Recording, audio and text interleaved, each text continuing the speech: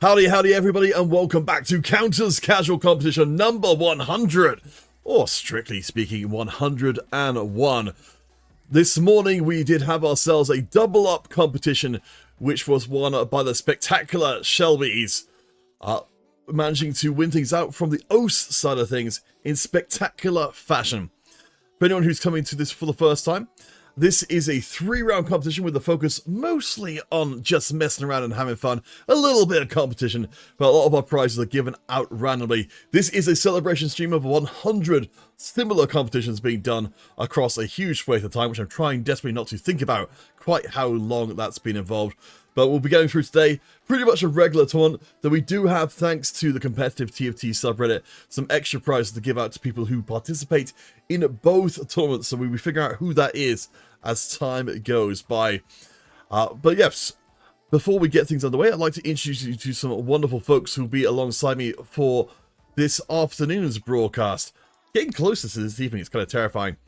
To my immediate right, while I try and work my way through my OBS setup here, representing Celestial Esports, a play-by-play manager, coach, I don't know, so many things.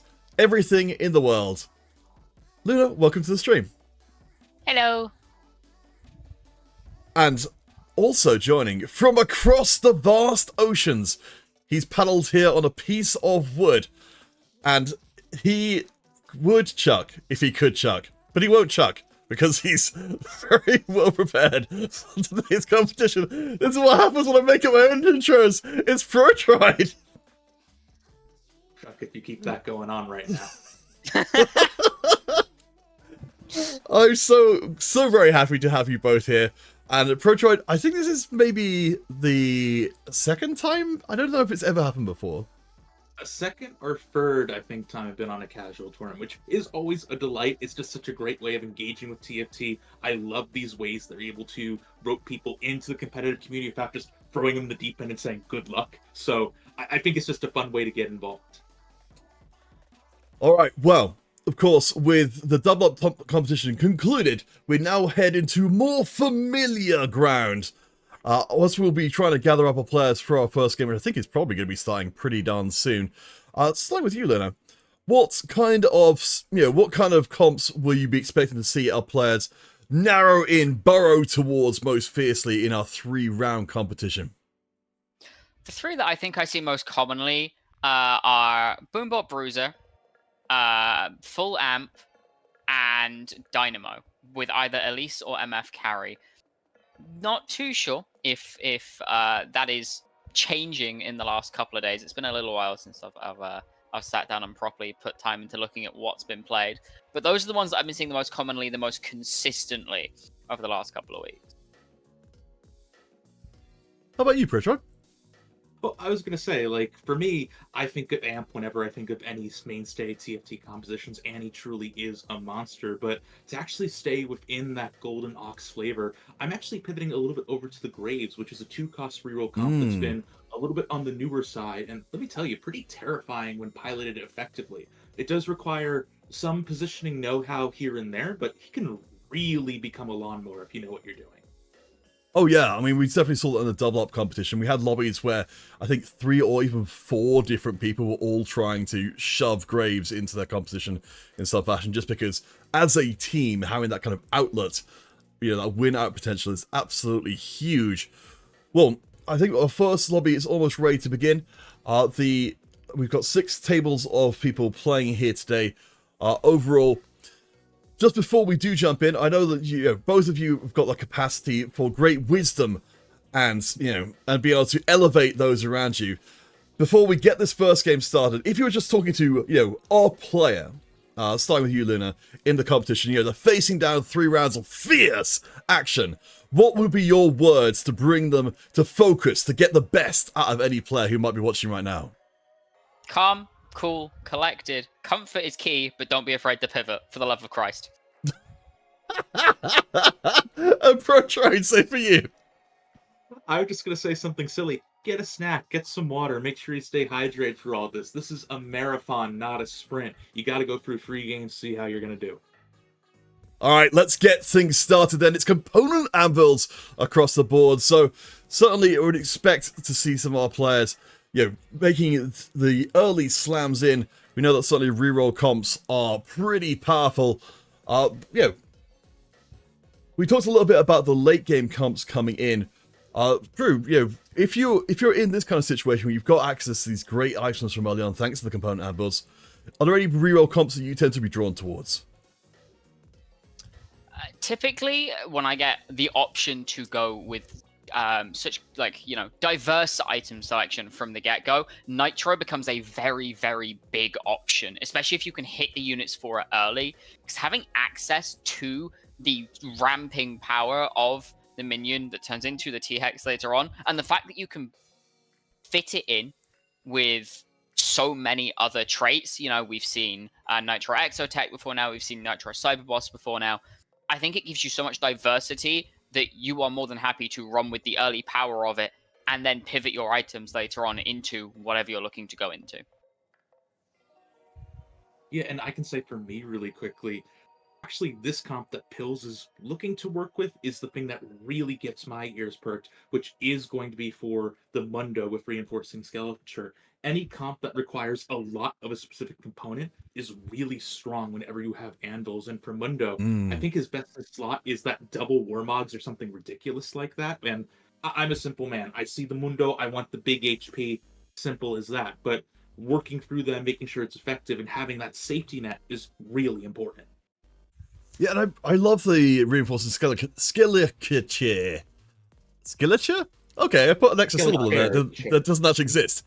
But yeah, 55 health every time you die. So I suppose the only sort of wrinkle here is I think it does look like Pills is going to be playing a little bit more passive early on, trying to make sure that those bruisers do get killed. But as we can see from Ancient side of things, as we'll hop across them, people's boards early on are going to be pretty damn strong. So I think we should be expecting Pills to take some fairly heavy losses. Yeah, I think, especially with this ramping augment, you want to be able to have a slower early game, allow yourself the time to scale, and really get the value out of it. Because if you can't get the value out of it, then you kind of got a dead augment from the get-go, which puts you at a much, much weaker start than everybody else.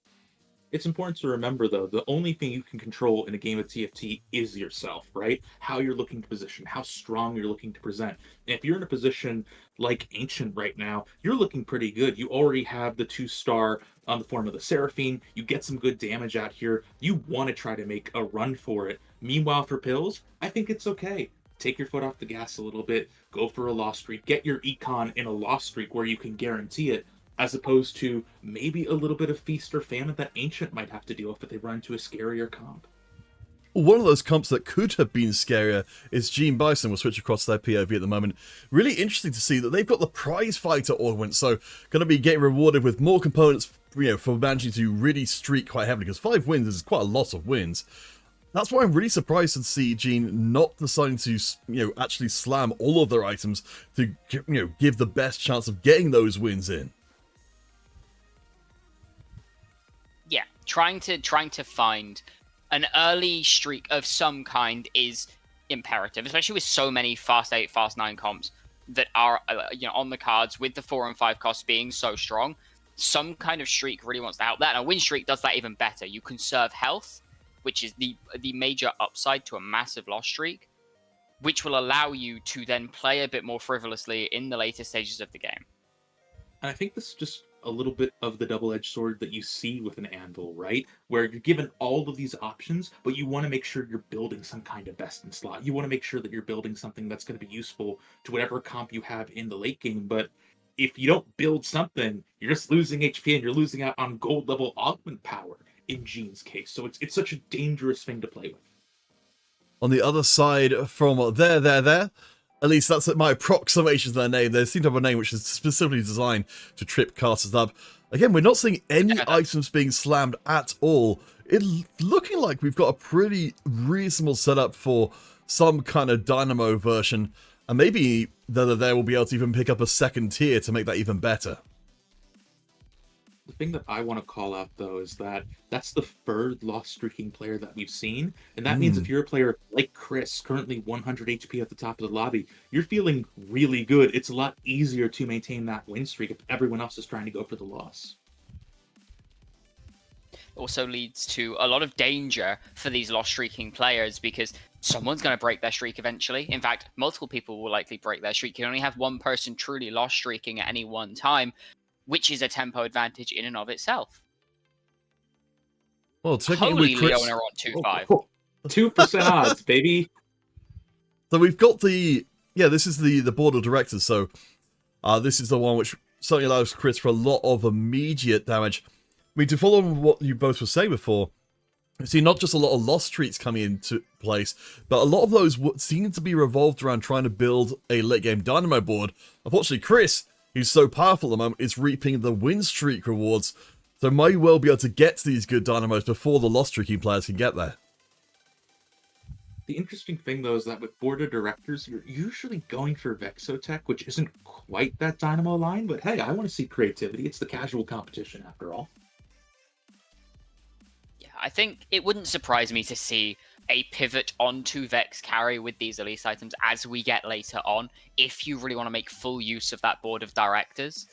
But if you think you can screw over half of the lobby at minimum by running this dynamo setup and having the tempo advantage to be able to do it, by all means, take that swing, and if you miss, you've got more than enough health to play with to pivot later on into the game. Well, let's take a look through our bottom of the table and see who's managed to maintain that loss streak you were both talking about before. It's looking like, it's exactly happened as you both predicted. They're the only player to maintain the loss streak. Everyone else is on 2-1 and 1 loss streak, so they've just lost the HP without getting the financial reward. Economic waffle. Oh, sorry, Proto. I think your mic lost you. Oh, no, I'm just saying. No, just economic waffle. That's it. That's the whole sentence right there. Oh, right. I see. Like, it is folks winning and losing and winning and losing. They're not able to actually properly build up that streak. And the end result is that they just waffle around a little bit. They don't have a lot to show for it. And they're just going to be so far behind. And this fight actually looks closer than I think there would really want it to be. But hey, it means they're going to enter into the Krug round with 74 HP, which isn't great, but isn't the worst loss streak I think I've ever seen. I think the opposite, actually. I think that's exactly the kind of fights that they want. They're looking to take these very low unit losses to minimize the amount of health they're losing for staying on this loss streak for so long. And I actually think they're doing a very good job of it. I mean, as you say, 74 HP heading into the Krug round. That's a solid showing in the early stages. I mean, 26 difference between first and last when you're sitting on a 5 loss streak versus a 5 win streak. You're more than happy in this situation as they're there. Yeah, I mean, it's interesting, particularly for all of the players who were trying to loss streak in this lobby. They're there with Pilfer, an augment that does require you to play some kind of board to get a benefit from it. You have to at least kill a unit to get any gold out of the augment at all. Whereas other players could definitely, like Pills here, can functionally play a non-board and just let themselves get beaten up while still hopefully scaling up enough.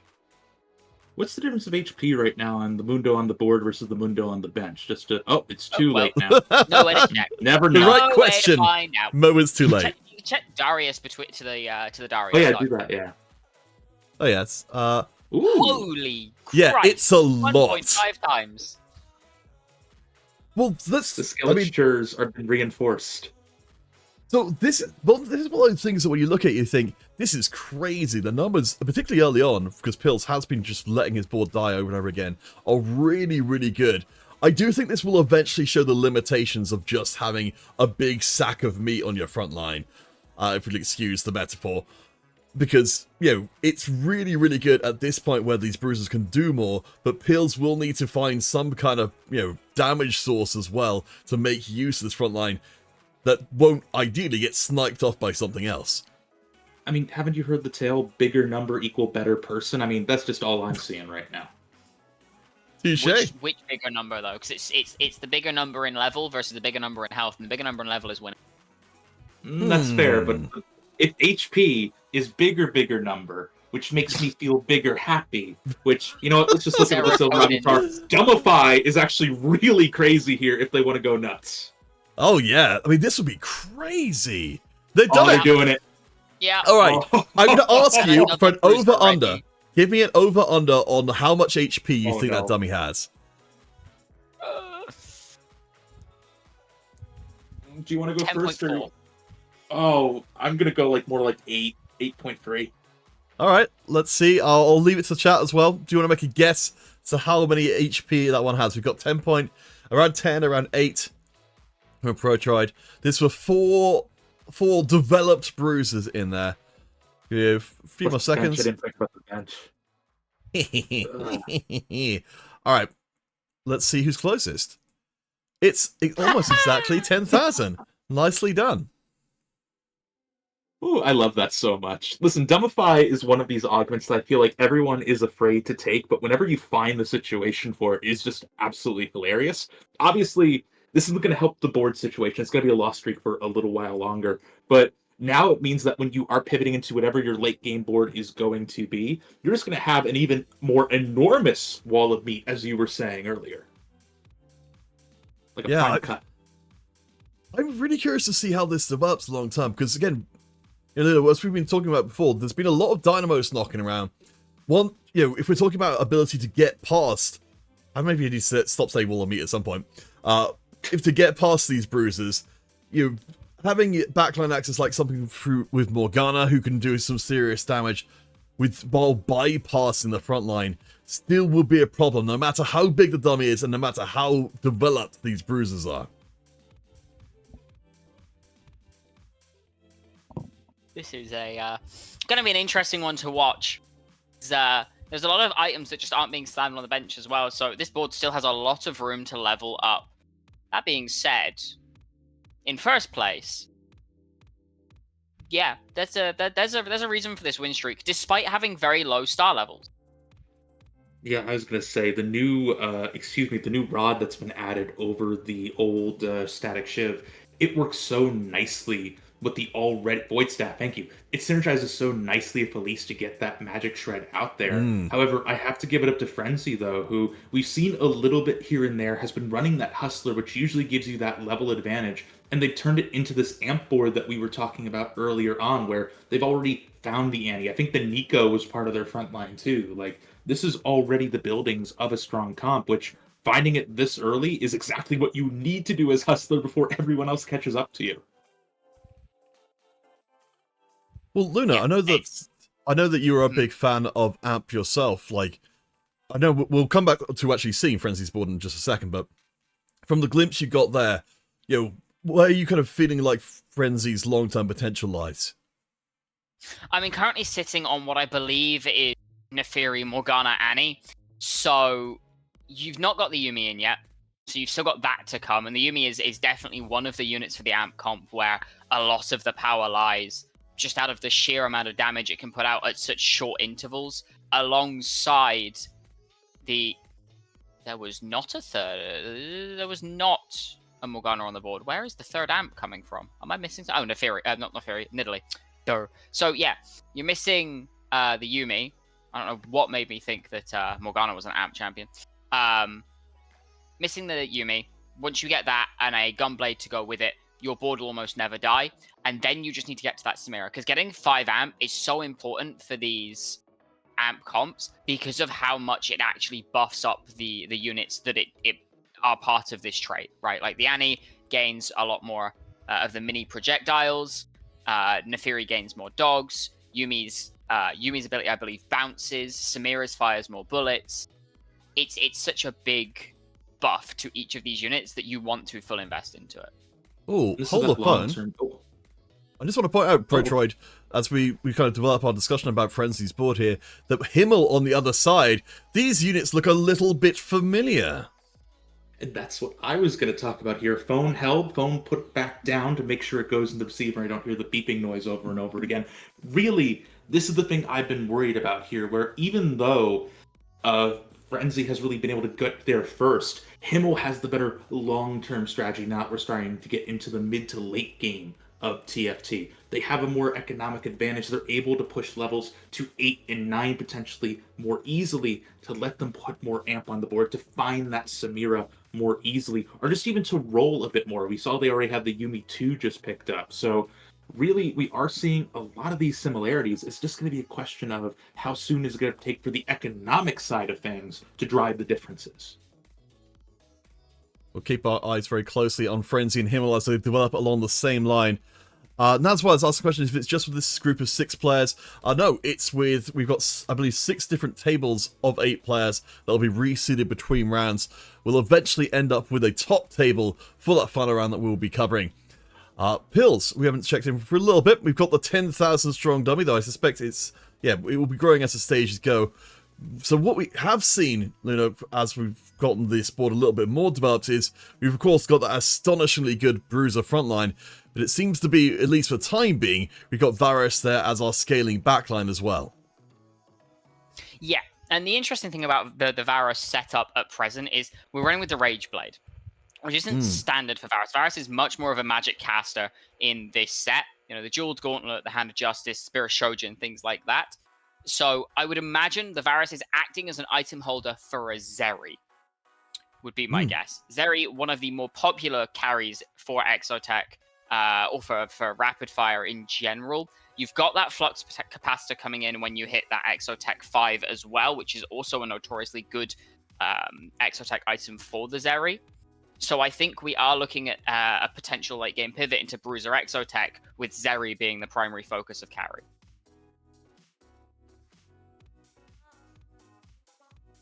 Yeah, I mean, I certainly wouldn't hate that at all. I mean, given the changes to Kinsu's Rage Blade, I'm kind of curious to see if Pills does have anything more out there. It certainly would be, you know, Pro Droid, I think, a much more straightforward path to stay here with the Exotech, which you've already got on the board, but there's such great flexibility. You know, Aphelios, of course, long term, but I think pretty much anybody at this point, with Grinsu's just stacking up by itself now, can make good use of this and get at least some decent damage out of it.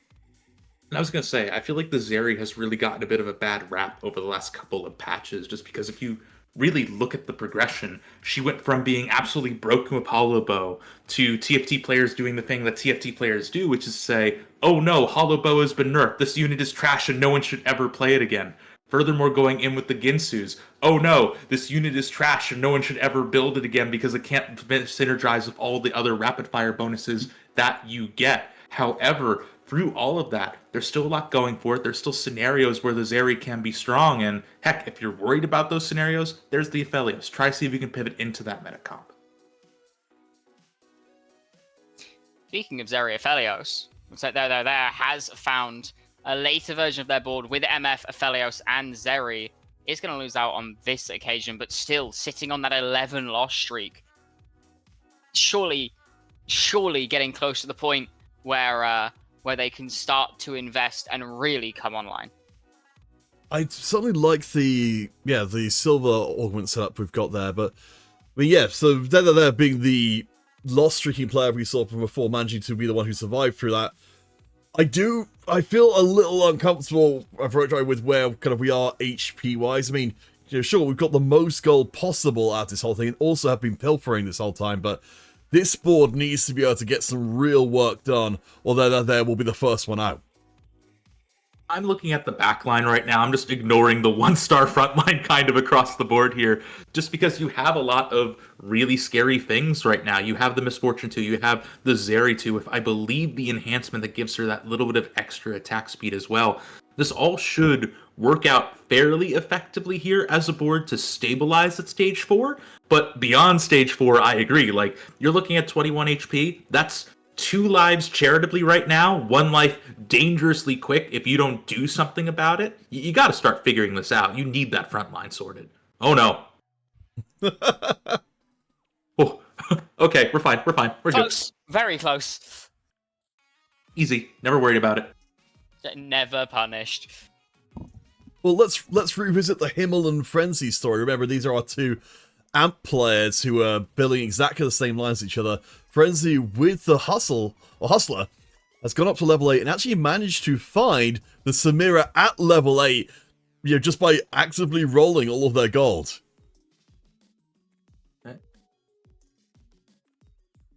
yeah, sitting on that Amp 5, Strategist 4, got the Street Demon in.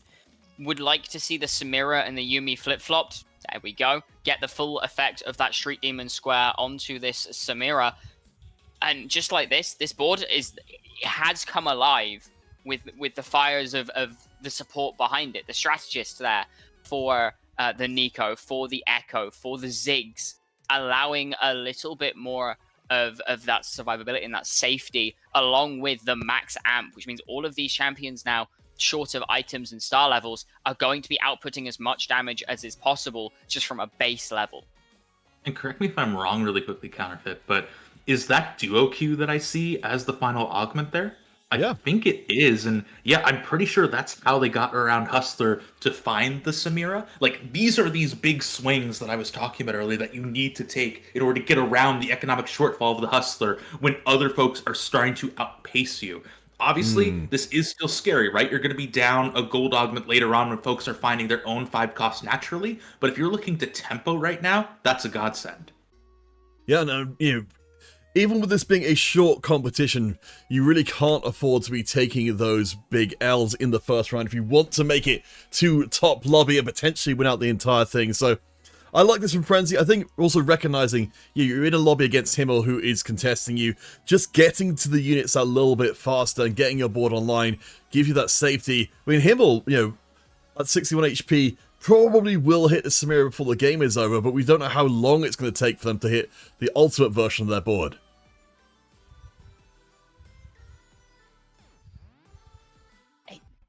It's hard to say, especially being contested, because these boards are very similar, right? We've already spoken about how you need this 5 amp, and it is a carbon copy of each board, positioning notwithstanding. So I have concerns that Himmel has just kind of been beaten to the punch a little bit. It's not for lack of trying, though, too, because you see the silver augments they picked up, they grabbed rolling for days. While, meanwhile, you saw on the other side... actually, thank you so much for being the explanation right there. It's really nice, Frenzy. Frenzy went for something that's better with their Hustler side of things, and meanwhile, with that economic advantage, Himmel went for rolling for days. They had more gold to roll, more gold to buy, and I don't really see a lot of results as a result of that. Like, congratulations, you have the Yumi 2 that I think you've actually had since the last time you checked in, but it's still an anyone. There's no Samiras here. I think the biggest boon that they've managed to get is going to be that frontline 2-star with the Nico. Yeah, it's not looking fantastic, but at least Himmel's got some HP to work with. Whereas towards the bottom of the table, we're talking about there as a player in trouble. Petrufesia and Pills, they both appear to be in trouble now, as we do get to see some Vex being played. And of course, the Bruiser board from before, which has, as turns out, become a Zeri board ultimately. We've now got 3 players who are all 1 or 2 lives away from getting knocked out early here in round 1. Very, very dangerous from this point onwards. 1 loss is enough to put you on your backside, possibly even take you out entirely. Speaking of 1 loss, this is looking like a full board loss unless this Zed can do some real work. Ooh. 1 health and a dream. That is a terrifying dream to have, though, where anything can go wrong. You are playing on a razor's edge. It seems like Pills is not going to be joining them on that edge just yet, still stabilizing pretty hard off of what we've seen previously. But again, same problem, still only a 1-star carry with that Zeri. And not enough Exotechs in to get that Flux Capacitor online either.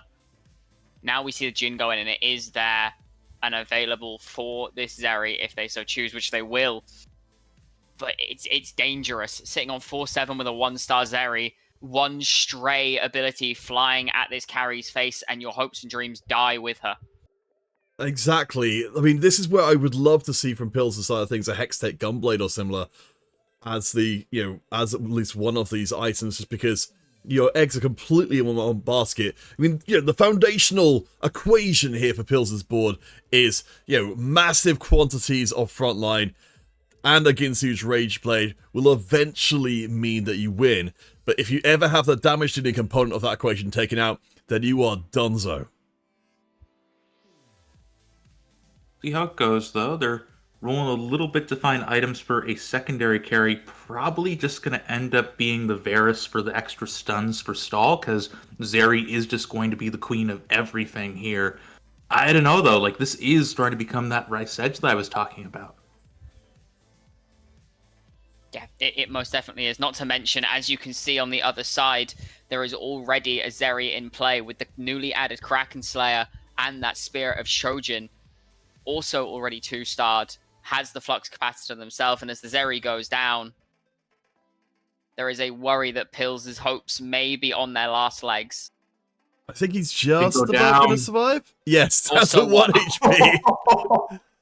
Oh boy, so two different players now on the edge of elimination. I mean, just going out in 8th place at this point is going to be incredibly hard to come back from. A 7th place gets you at least one step closer to a potential comeback.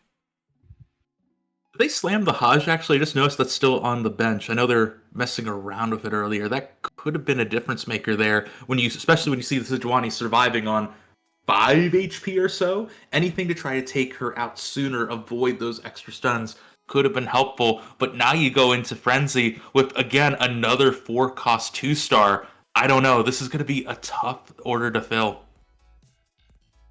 It most certainly will. The Ziggs with that Void Staff is shredding everything he hits, even without the Cyber Boss. This front line, it may not be too long for the world, but with no easy way of accessing this Zeri, it's actually the perfect member of the game for Pills to come up against. That being said, same cannot be said for our other 1 health player. All right, Petru will be the first one out. The Dominicore board looked promising, but as things start to develop further, I do notice that Gene Bison, who of course we did see a little bit earlier on, has started to drop down as well. We're kind of having individual members of the main pack drop into the lower bands. So Gene with the this is the prize fighter board from before, finds a huge upgrade in the Braum 3. He is an absolute unit on the front line. Yes, still rolling though, trying to see if they're able to find the second half of this reroll board in the form of the Elise. Couldn't quite do it though, but hopefully Braum will be enough, greatly positioned to block all the shots from the MF. I don't know, we're gonna see how the fight goes. Doing a very good job of surviving, no less. The Elise stepped a little too far forwards, has a little bit more health than they're there to play with. Not for much longer. As a third person and just 1 health. We're in 1 health and a dream lands for everybody. What kind of mass psychosis is this? My God. I don't know. It's great though. I'm living for it. I am too. This is fun. This is like everyone's on last stand, but no one's getting that huge boost afterwards. Yeah, well, as we get close to the edge for multiple players, Frenzy does manage to pick up the Samira. So remember, that's one of our players, Himmel and Frenzy, are AMP players. So we're 1 step closer to the Samira 2. We already saw what a Samira 1 can do for the board. The upgrade, if it happens for Frenzy, would be absolutely massive to propel them and keep them above what's currently happening towards the bottom of the table. Yep, not yet, but they have the goal to go for it. Heck, even went to 9. There's going to be at least 1 2-star with the Nico, but it's just going to be the double Samira for now. I did just see on the side of my screen, Gene hit a 3-star Elise and Pills hit that 2-star Zeri. So these bottom of the table boards are leveling up that little bit more. That dummy sitting at what I would wager is about 23k now. No, only 12. I thought it gained. It gains like health per stage, but yeah. Yes. It's more per round. I got excited. I mean, it's still an absolute unit of a dummy. I don't know, got shredded pretty dang quickly here, so even though you now have the bruisers to fall back on and the Zeri is a 2-star, going to be a little bit less wiggle room than I think a lot of us might have expected looking at the dummy, especially if how long this Nico is stalling. My God, she's just not going down. It's just going to be a cleanup crew now. The bear from the Annie will do everything she can. One-on-one, mano-a-mano, second bear, it's not a fair fight! Unbearable. Gene Bison is out. Pills is out. The entire bottom of the table just got destroyed, leaving there as the last survivor of the bottom 4. The Exotech board is more or less, or the Zeri board is more or less online. But, phew, that was brutal. And we've still got a lot of players with a good amount of HP left in the tank. Certainly do. That was a matter of inches and nails. We did see, though, Himmel finally found that Samira for themselves. So both of our amp boards now sitting at 5 amp. I would be terrified to go up against either one of them. Speaking of either one of them, Frenzy, now with a Titan's Resolve on the Samira, this is terrifying. Amp battle! No items, though, on Himmel's Samira. Oh! It's a dance of death in the center of the field. But it looks like this time Frenzy might just a little bit stronger.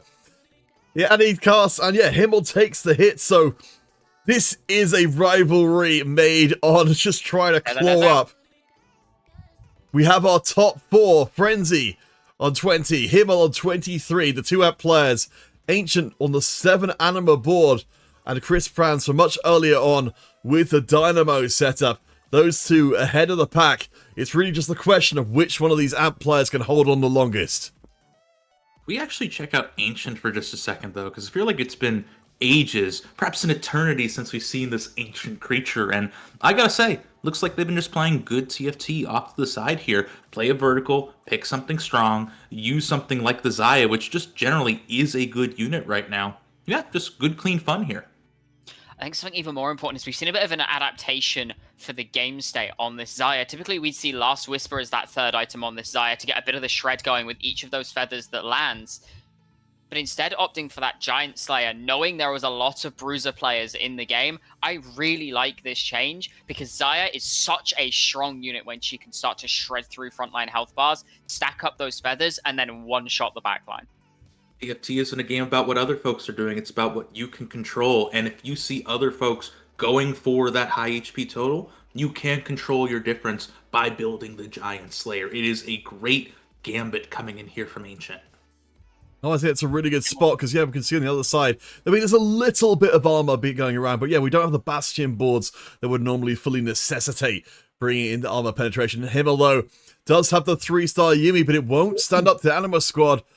We have got, I'm just going to see if I can grab the augment in a second for illustrative purposes. I believe we've got the power. Oh, no, sorry, this wasn't even the Anima squad I was expecting. The power leveling has allowed for Ancient to get up to level 9. And the more this board dominates, the more free XP we'll see come in. Ancient could conceivably get to level 10 this game. Certainly could. Getting that marksman up would be helpful just to give even more damage. But both of our amp players now sitting on single-digit health. There's more than a 40 health difference between 2nd and 3rd. We'll have to see how it's going to develop here. Chris, though, is now in that full win streak, has the Koboko 2, which can be a monster. Remember, Annie is fully front to back. That Koboko is going to be difficult to get behind at this point. Ooh. And yeah, no, the entire board is absolutely shredded. And yeah, we see 1 amp player go down. We see a 2nd amp player going down. Hand in hand, 3rd and 4th, 1 HP between. I would honestly say that's a pretty good outcome for both amp players, considering how much they were fighting each other for the units to both make top 4. It really puts me in mind of what we'd see from the Vanguard Marksman comps, that it's just such a good composition that even played under much less than ideal circumstances, it can still do well for more than one player.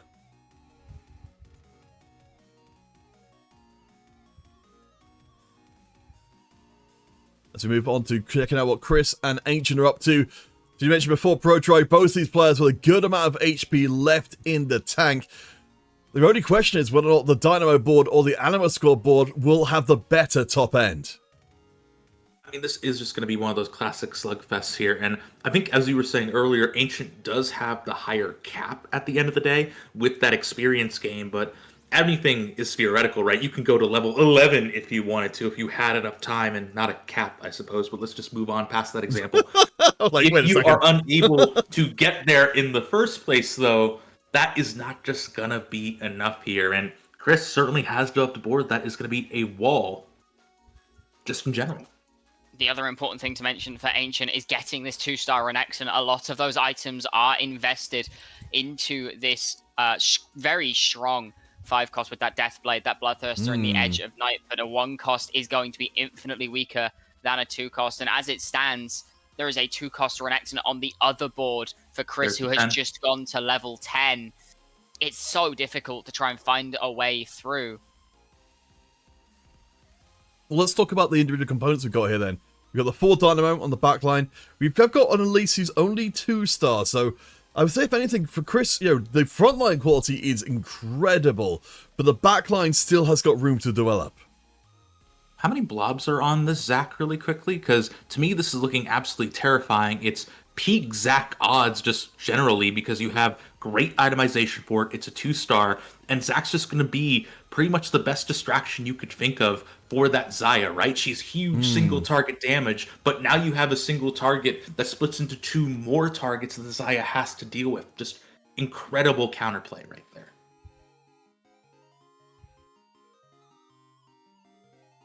Let's see how many blobs we can put in. We've got a pretty solid Zac, but yeah, I think, as far as what Protro was saying, if we're completely reliant on the Xayah for doing most of the work, and the Auroras, I mean, we've got the 2-star Aurora as well, but we're not even bringing in anything majorly significant from the bench from Ancient. It feels like we're frustratingly close to a much, much better board. But, I mean, second place ain't so bad.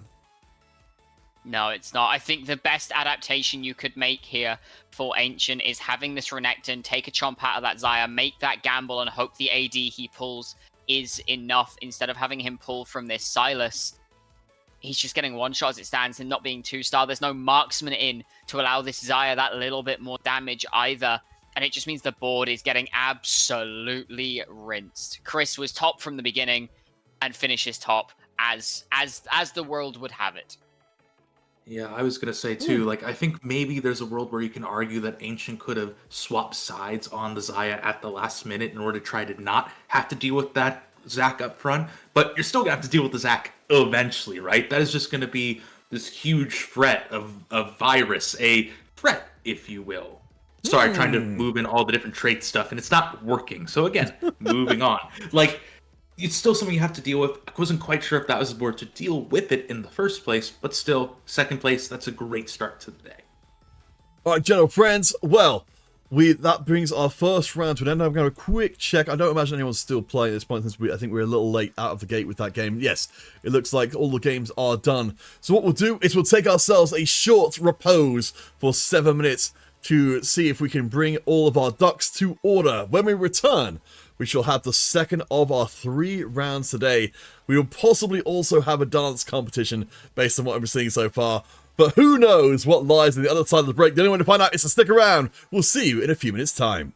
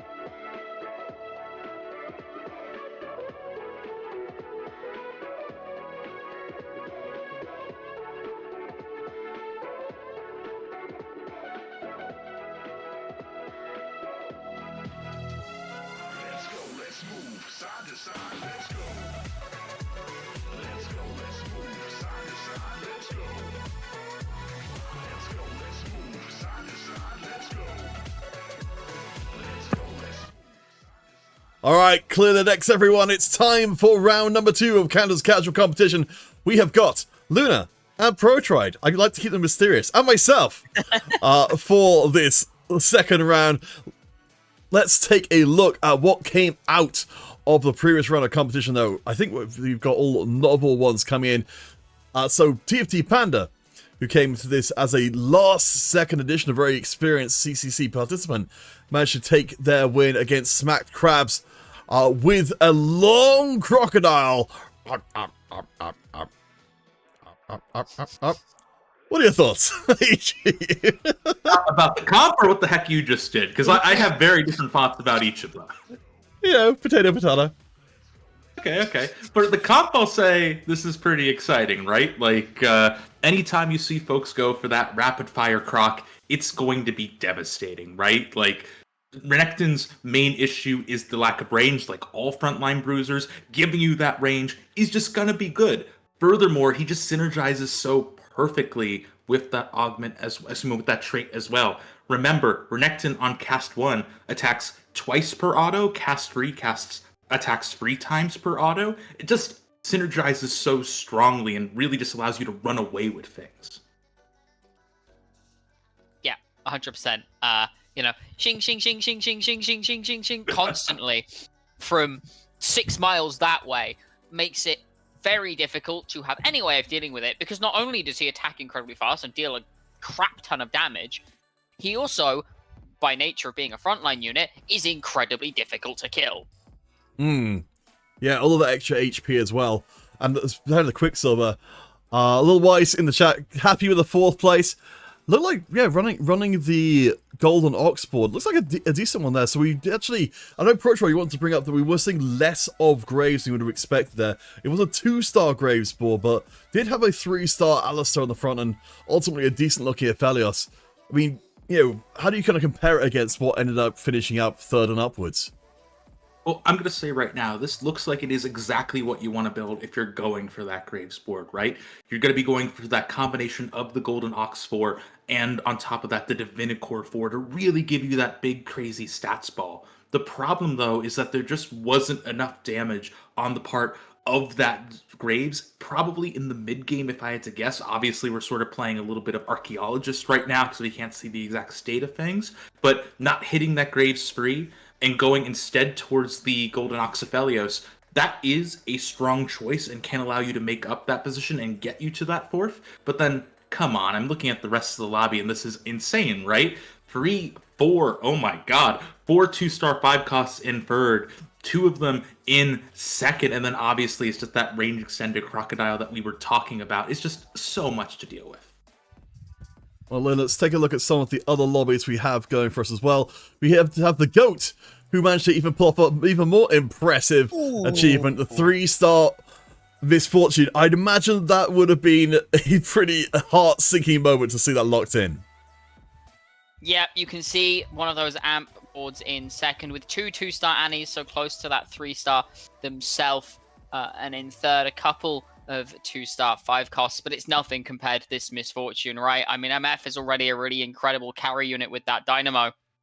You increase that up any level, especially to a 3-star level, and I'm sorry, was there a board here a second ago? Yep. That's just how those 3-star forecasts kind of work here, where you're honestly so close through most of the game. Folks are watching, folks are pinging, and then all of a sudden it's all for naught, and you just get to sweep the board like a wave. It's crazy. That's why the Pandoras is so ridiculous later on. Let's just see if we've got anyone which we haven't hit up as of yet. It looks like we've got another Dynamo board here from Chris Pans, who was... Looks like it's honestly a very, very standard looking board here. There's not really anything super unusual jumping out at me from that board, but it was good enough to beat our Ancients board, who had otherwise a pretty standard Anima squad setup. Yeah, it looks like it's just been able to kind of take over that mix of the Dynamo with the virus and the crocodile. Really just means that you've got such a solid front line to stop these Dynamo units getting focused down so quickly. It was like Protroid was saying with the Zac in our last lobby, it just buys so much time from so many of these backline units, especially the Anima squad units like that Zaya. It's basically so difficult to find that way to completely kill out a front line and get onto the carries, because there's very little room where you can play through without needing at least 2 or 3 carries to cut through a frontliner each. Yeah, and on top of that too, whenever you're able to play something like the, excuse me, why am I forgetting her name right now? The Aurora. You're not necessarily playing a front to back composition, you're playing a full send composition, right? Like you were hitting everything in one go, and because of the way her targeting works, you can really just hit the back line purely. So you have a lot of different options in that board to get just as much damage down as possible. I think we've got one more. Let's see. Hold hands 7th and 8th. Their board. I'm just going to sorry. Everyone's boards are like different resolutions for each other. Oh, I like this one. Whoop, there we go. Okay. There we go. We've got so many Auroras. So we've got one Aurora in first place, one Aurora in second place, and a third Aurora in just one of the players' names in second as well. There's a 1-star Aurora in third as well. Oh yeah, no kidding. With double radiant items thanks to the blacksmith gloves. I think we're detecting a theme here today. Aurora Borealis? Aurora Gober. I feel like the Aurora Borealis one, it was a joke that, if with better development, could have really killed. I think you could do Aurora Borealis, perhaps. Aurora Borealis. Like combine the two a little. I think that's the way forward for that. Yeah. Listen, we're gonna be on another tournament, and we're gonna use that joke. This is the workshop for us. Yeah. You think all these jokes just come naturally here? Every single one of these jokes is painstakingly crafted for your enjoyment or detriment. Honestly, I don't care which. I just want to be able to giggle myself. Well, speaking of giggling ourselves, let's chortle our way into game number 2 as we get things underway. We've got another Aurora. I think we could almost say we were Aurora Borealis of... No, okay. Well, again, we were not Aurora ready for that one. What can you do, huh? The reason I brought us to this lobby I think we're just hearing that mine is the best and we can stop now. Like, I cracked it. We're good.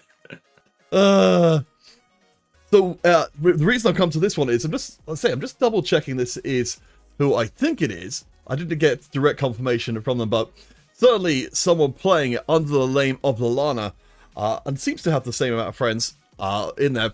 Of course, Protroid, you wouldn't necessarily be aware, but Lana was one of the UK's top players, and in fact, the only UK. I don't remember enough if this has changed over time since it's been a while, but certainly for the UK, one of the top players for a very, very long time. I believe got 4th in Fates Championship, and the UK has not generally been known for its high-end play.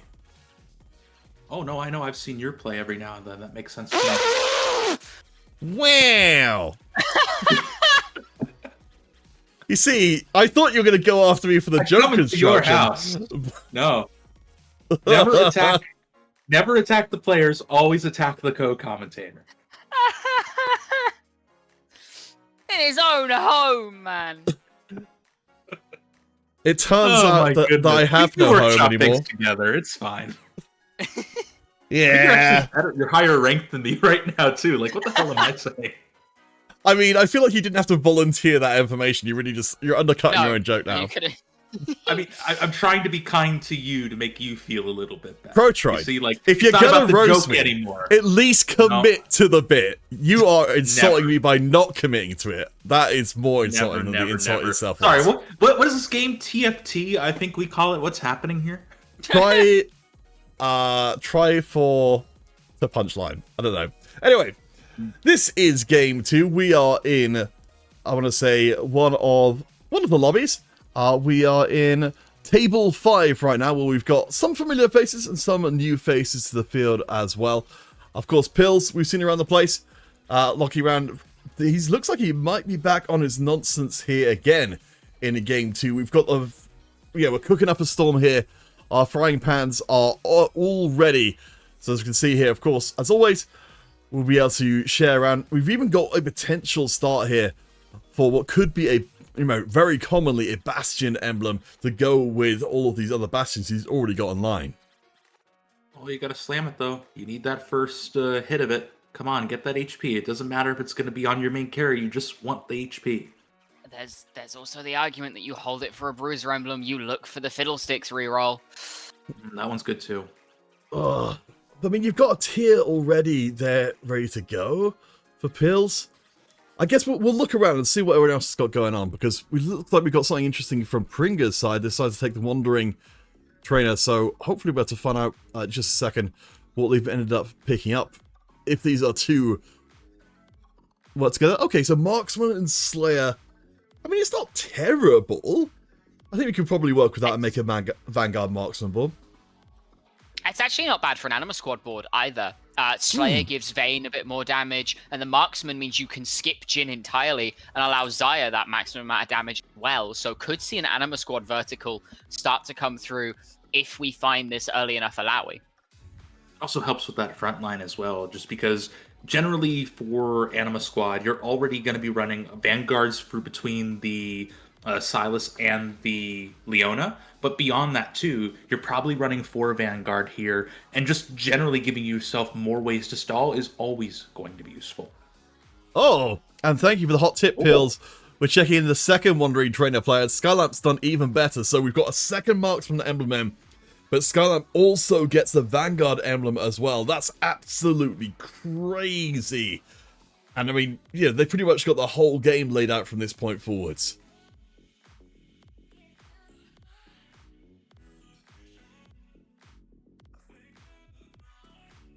Looking through some of our other players here, we've got Enigma up at the top, who does manage to find the Golden Ox from very early on and slams in the Bloodthirster. So if Enigma can keep up their momentum, they're going to be able to lock down a lot of extra Golden Ox money, potentially get that Graves 2 online, and try and dominate Lalana, who's the other player who's currently sitting at 100 HP. I say these slams are pretty terrifying here. Lalana, though, I want to give a special call out to because they have that enhanced Bramble Vest through the Augment, and that could be absolutely devastating, especially if you're able to get your opponents to wrap around your carry just like this. So we could see some pretty big damage here. Certainly could. Sorry, carry on. Oh, I was just going to say, we're up against Piggy Oink Oink in this round, who has a great name, which is a ton of fun to say. Speaking of, though, I do want to take a moment just to recognize Soliga-sang.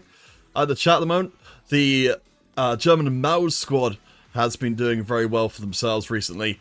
So congratulations to them for their progress. But so far, at least in this game, we've still got Enigma and Lalana so far undefeated. So Amp versus Bruiser, I mean, based on my initial gut feeling here, Protroid, it feels like Enigma's off to a stronger start if these two do end up facing off. That's where I'm kind of leaning towards right now as well. Again, that wild card that I'm always curious about is going to be the Bramble Vest through some of these fights, because remember, the main damage that you're seeing Enigma go through is in form of the Graves. That's going to be countered by that Bramble, and Graves is always going to be constantly in range of it when trying to take down the Nidalee. So it is a little bit closer, I think, than that, but it's pretty difficult to say which way in general, although I don't know, now that we have the Kindred 2, that's looking pretty difficult to overcome. Yeah, the early stages of this comp really going to allow Lalana to start on a journey of what could be sheer domination if we can start getting these units going. Big issue is the Nidalee is the only thing that is 2-starred at present, which means, the Nidalee and the Kindred are the only things that 2-starred at present. So even though it's a good buff up for these early stages, as we start to see more 2 and 3 costs start to come in, if there's no items on this Kindred, you really would start to wish your power was somewhere else on your board. I mean, I certainly like the upgrade Lalana, the glow up Lalana's had, bringing the Exotech online. As you can see, having the Jin activated with the Hyperfangs, and the upgraded Jax as well. I think we're in a pretty good spot if these two win streakers do face up against each other. They've got one more chance to do so. Enigma versus Lalana. I think Proton, as you said before, the frontline amp effect feels like it should be good enough to overcome what we've got going in this. Wait a second, Lalana is making some big changes coming into the last few moments. We'll see if they go up against Enigma. No, they duck each other, and we actually realize that Luna the Fae is another contender for the amp line as well. Danger. A lot of danger coming in. As you say, a lot of changes made, so this early pivot could be make or break. The Exotech setup already. I'm not sure what the next couple of Exotech items are for Lalana. Looking to try and get to Exotech 7 for that Hollow Bow, for the Zeri, or possibly the Varus.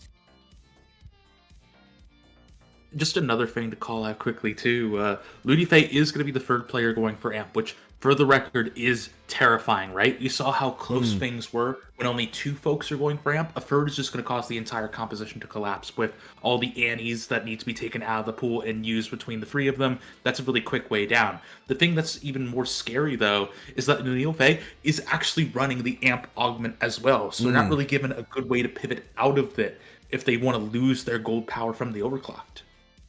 Yeah, I mean, overclocked is crazy, especially with the way the amp is structured. That you build up slowly through 1 and 2, and then once you hit 4 and 5, you start to get tons and tons of these extra effects. Especially when we've got the units like Yumi who've got that extra mana regeneration based on how many amps you've got. That's a significant step up. You do need to have a lot of items though, because this overclocked effect only applies to units that have 3 items in place. So it's the theory a lot stronger. For this Yumi, it's currently doing nothing. Yeah, I mean, it might do something depending on the itemization here. I think a Rabadon's plus a cloak isn't the end of the world for Yumi itemization. But no, I completely agree. Like, you need to be very careful and tactical how you do it, but also we could see it become really easy for grab bag coming out of this next augment selection if they are so lucky to receive one. I think it's definitely going to be one of these augments that will become much more apparent when we hit the later stages of the game, and items are a bit of an abundance. But for now, it's only impacting this Nefaria, as you rightfully mentioned. The Yumi not able to get onto it just yet.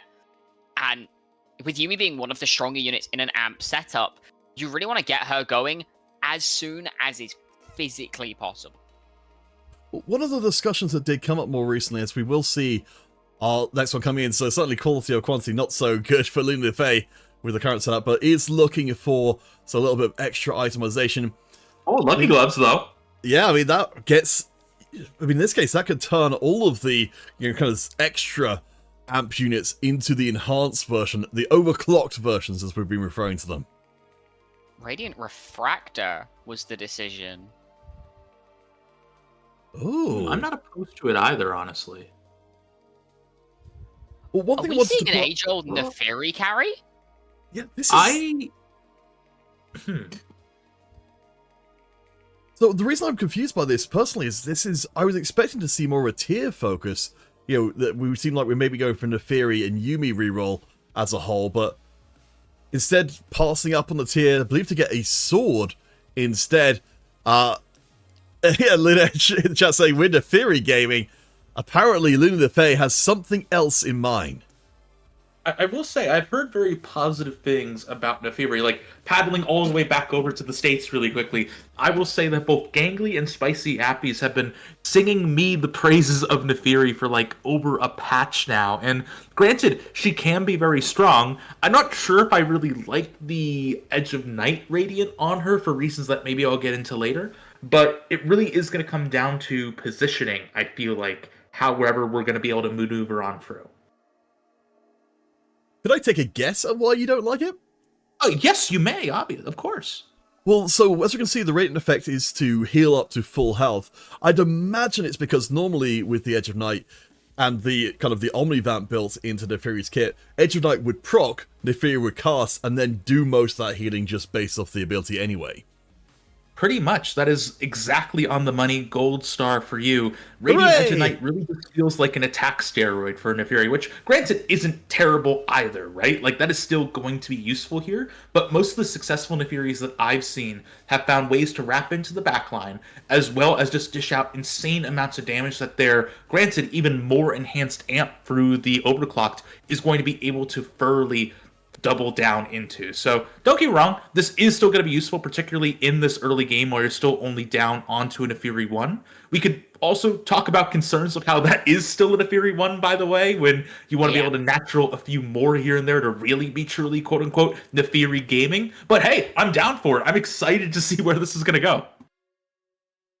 Something interesting, kind of moving back to Enigma quickly, is we do see a Graves for Enigma. So that Graves that you were talking about at the top of the show, Protroid, really could be a reality this game.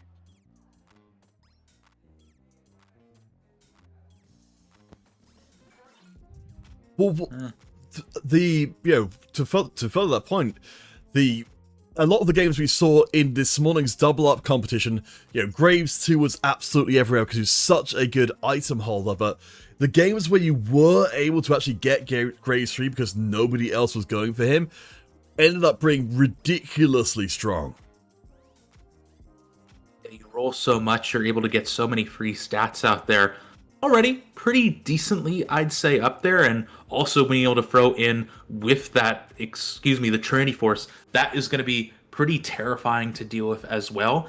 I would say that these are pretty good Graves items, but the main concern that I have is that we don't have the Sterix gauge here, which I feel like is a really important pickup for the Graves.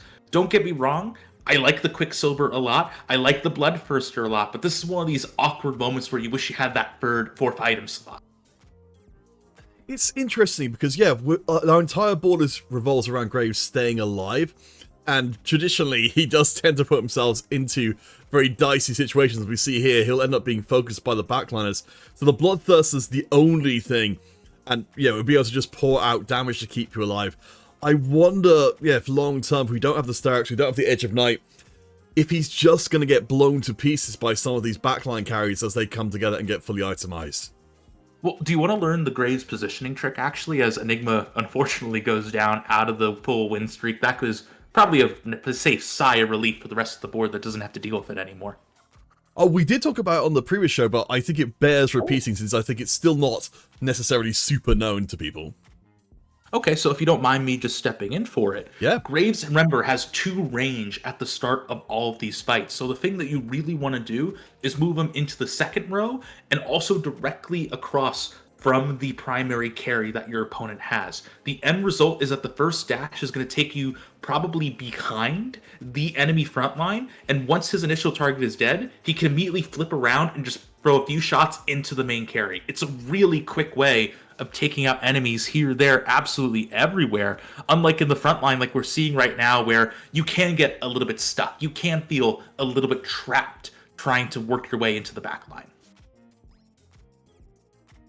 Yeah, I mean, it shows, right? I mean, you've got this brand on the other side for Piggy Oink Oink. Just kind of, it's not fully to a point where it's doing a truckload of damage just yet, but it will start to hurt. So getting used to this Graves positioning and being able to make sure you're matching the positioning of the enemy carry in every round will really give you the ability to just flip what should be unwinnable situations miles into your favor.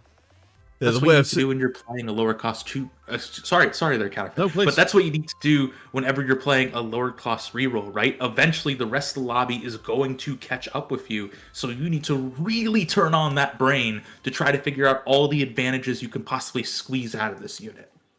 Let's take in the lobby as a whole then as we head into stage 4. Egg. Oh, Egg. Tasty egg. Where? Nom, nom, nom. Egg. Egg. We've got Pringa and Skyline on base, well, and also all of these three powers, all on the same HP as each other. So we've got a Bastion Morgana board. We've got the Marksman Vanguard board with the absolutely absurd Wandering Trainer. And we've got Pringa, who looks like they perhaps diverted away from playing the Vanguard Marksman board just because of how ridiculous Skylamp's setup was. It is very interesting that we haven't just seen the Anima squad set up for Pringa here. With this Slayer Marksman setup, you can make use of both emblems incredibly effectively. He's just opting for the Slayer vertical.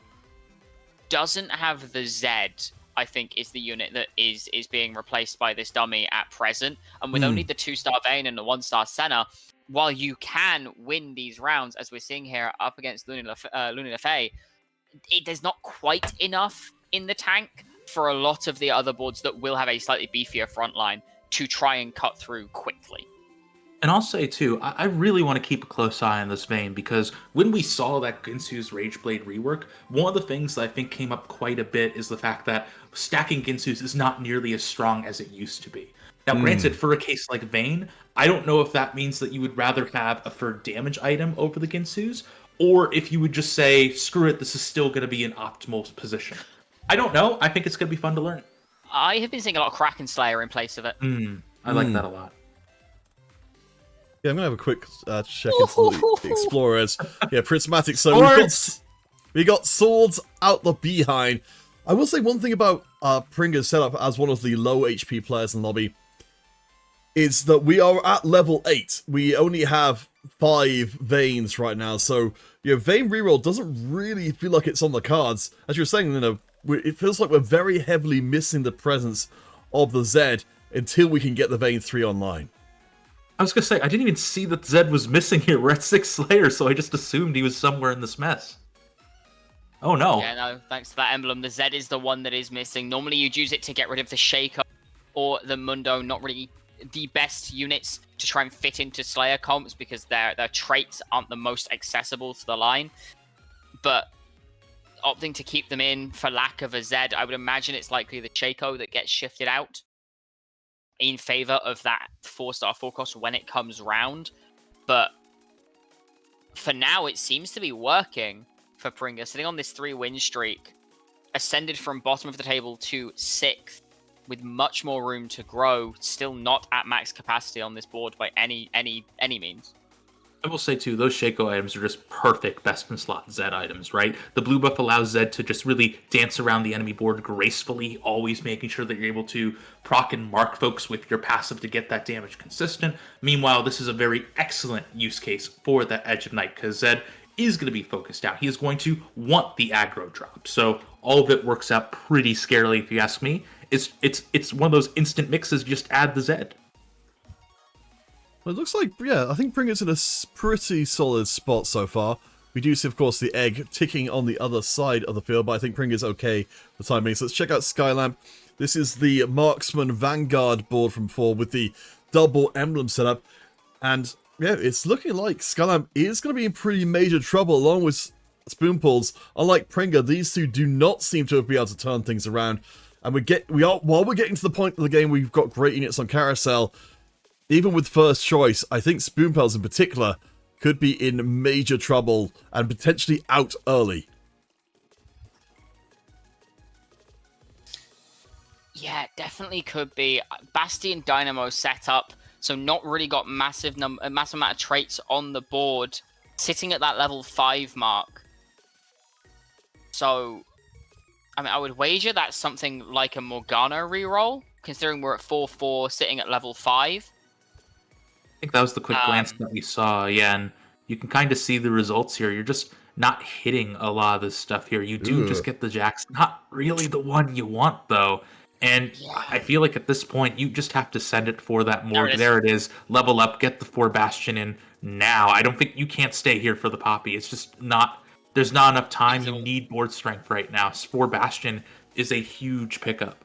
3 rounds on this egg, no less. You're really, really hoping you can just survive, get that egg come through, and it be something that can really turn your game around.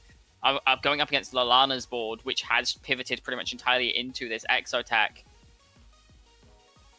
Yeah, I mean, it's just not there. I think picking up the Trifecta is a really interesting choice, but I mean, maybe in this particular instance, it'll be just enough. The damage not quite there. Spoonpulse is not dead, but drops down to by far being the lowest HP player in the lobby. Skylamp did manage to turn things around, and we can see is on the road to 6 Vanguard, but the egg is also a couple of rounds from catching out. They're going to have to make do basically with what they have for the time being. That was pretty dang good, though. I mean, they already have a Viego in here. A 2-star Leona is serving up a really good front line. I mean, yeah, you only have a Xayah 1, but this feels pretty good. I think the bigger thing with this board is the Xayah is sitting on this Kraken Slayer in favor of something like a Spirit of Shojin, which is normally what we would see go for Xayah as a caster. I have concerns that the Xayah might not have the punch through casting so little and relying so much on auto-attacking with so little attack speed to actually have the impact you need to, even on 4 marksmen. But apparently I'm going to eat my words because she's just rinsed through three members of the front line of Lalana's. So we'll see if it becomes an issue as the game goes on. For now, seemingly I am talking out of my... Never mind. I'm not... I know, you're right. You are more correct. right than you knew. So the thing that jumps out to me for Skylamp's board is, just because this is such a weird setup with both Marksman and Vanguard emblems, is that if Skylamp can find Braum, who was one of the missing Vanguards, this is now a 6 Vanguard for Marksman board, which should be significantly stronger as a frontline presence. Speaking of the Braum, there's one in the shop.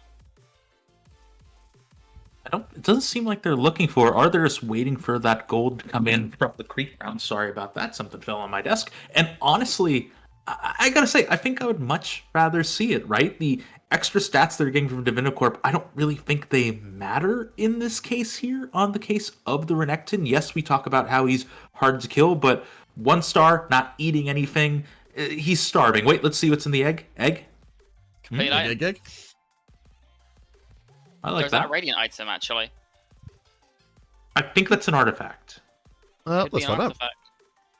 Yeah. Artifact. To be fair, they do look very similar to each other. I don't get the impression that they ever intended for these things to be really identifiable from each other. But Skylamp, yeah, does fit up the 6 marksman. The 4 marksman at 6 Vanguard boards, so a little bit more in terms of frontline.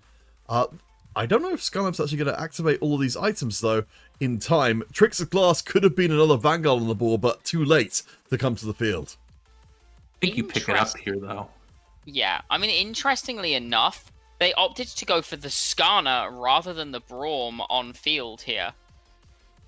For that 6 Vanguard. Yeah, well, we'll have to see. I mean, Skylamp's definitely got more of this board to develop, but noticeable Spoon has been knocked out. That was one of our Bastion Dynamo players over the Morgana board from before, I believe. Pills down to almost dead. Has put together a decent Dynamo board, but looks like they are short 1 Dynamo. We can see we've got a lot of Elise. I think we are we've got the Dynamo Emblem to be able to bring it for online, but the backline itemization is not quite there as of yet. It's really not what you'd hope for.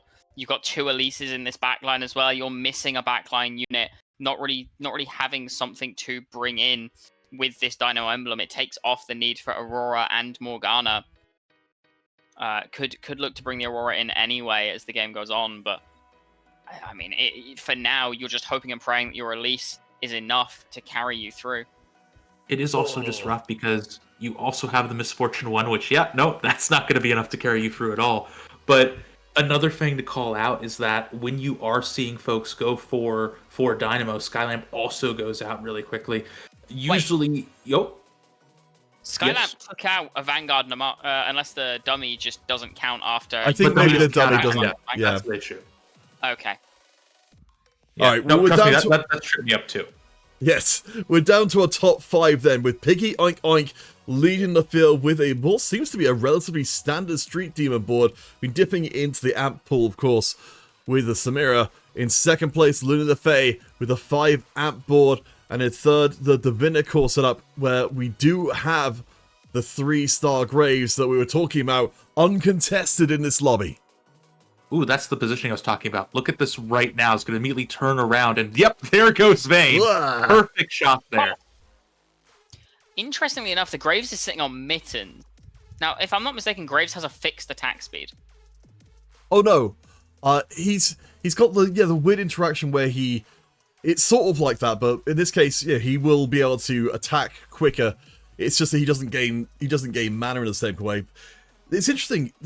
We've actually seen from Enigma's side, which we'll check back in a second, the itemization for that Graves has changed dramatically over the course of the game, but even more immediately important, that's a Golden Ox emblem. Enigma could make this leap to 6 Golden Ox. If we're looking for a win-out board, that's a key component to getting unlimited resources. Most certainly is. The power of a 6 Golden Ox board is incredible, especially if you are someone who plays a lot of Golden Ox. Golden Ox is all about knowing your limits, knowing what you can and can't do with the gold available to you, and knowing how to maximize that amp coming through on the carries. And with this 3-star Graves, with this massive itemization change, this 2-star Aphelios with standard itemization, and this double Infinity Force 2-star Jarvan, the damage coming out of a 6 Golden Ox board at this point would be disastrous. It's going to be a question of what you're able to put in here, and honestly, that's, I feel like, the stronger puzzle that you have to solve, because when you are at level 8, this really is that kind of quote-unquote perfect board. Remember back in the day when we were playing Lagoon and we had like this very fixed level 7, that was the only thing you can play? I feel like Graves is very similar, where, I mean, he's doing crazy stuff right now. Like, he just took down Urgot, he's on the Samira, like, this is insane stuff. However, now I feel like we just have to see him sit and wait until you have the money in order to go to level 9, which, to be fair, that's quite a bit of econ that Enigma got through all that. The next step for Enigma, I think, is got to be here. If you can find the 6th Golden Ox, which would be the Annie to throw in, or potentially a Viego, then you've got that 100% proc chance at the cost of making your board, I'd say, marginally weaker. Enigma is pouring in the money, going down, will of course be building up Golden Ox stacks, but doesn't find that Annie. They've got a little bit of time to work with, but there's all that potential gold to miss out on by not playing Golden Ox 6 as well. It really is such a big buff to this board as it stands. We can see this Graves is just making his way into the backline. Slight concerns as it stands with this Varus being square in front, just CCing it to next year. This Varus for Lalana is so incredibly strong, especially with this sniper's focus. Well, Project, this was the thing we were talking about before, wasn't it? That the Enigma has not chosen to prioritize defensive itemization of any we've got the defense. Yeah, okay. Actually, sorry, I'm going to eat my own words there, because we have got the Sterix and the Bloodthirst in place.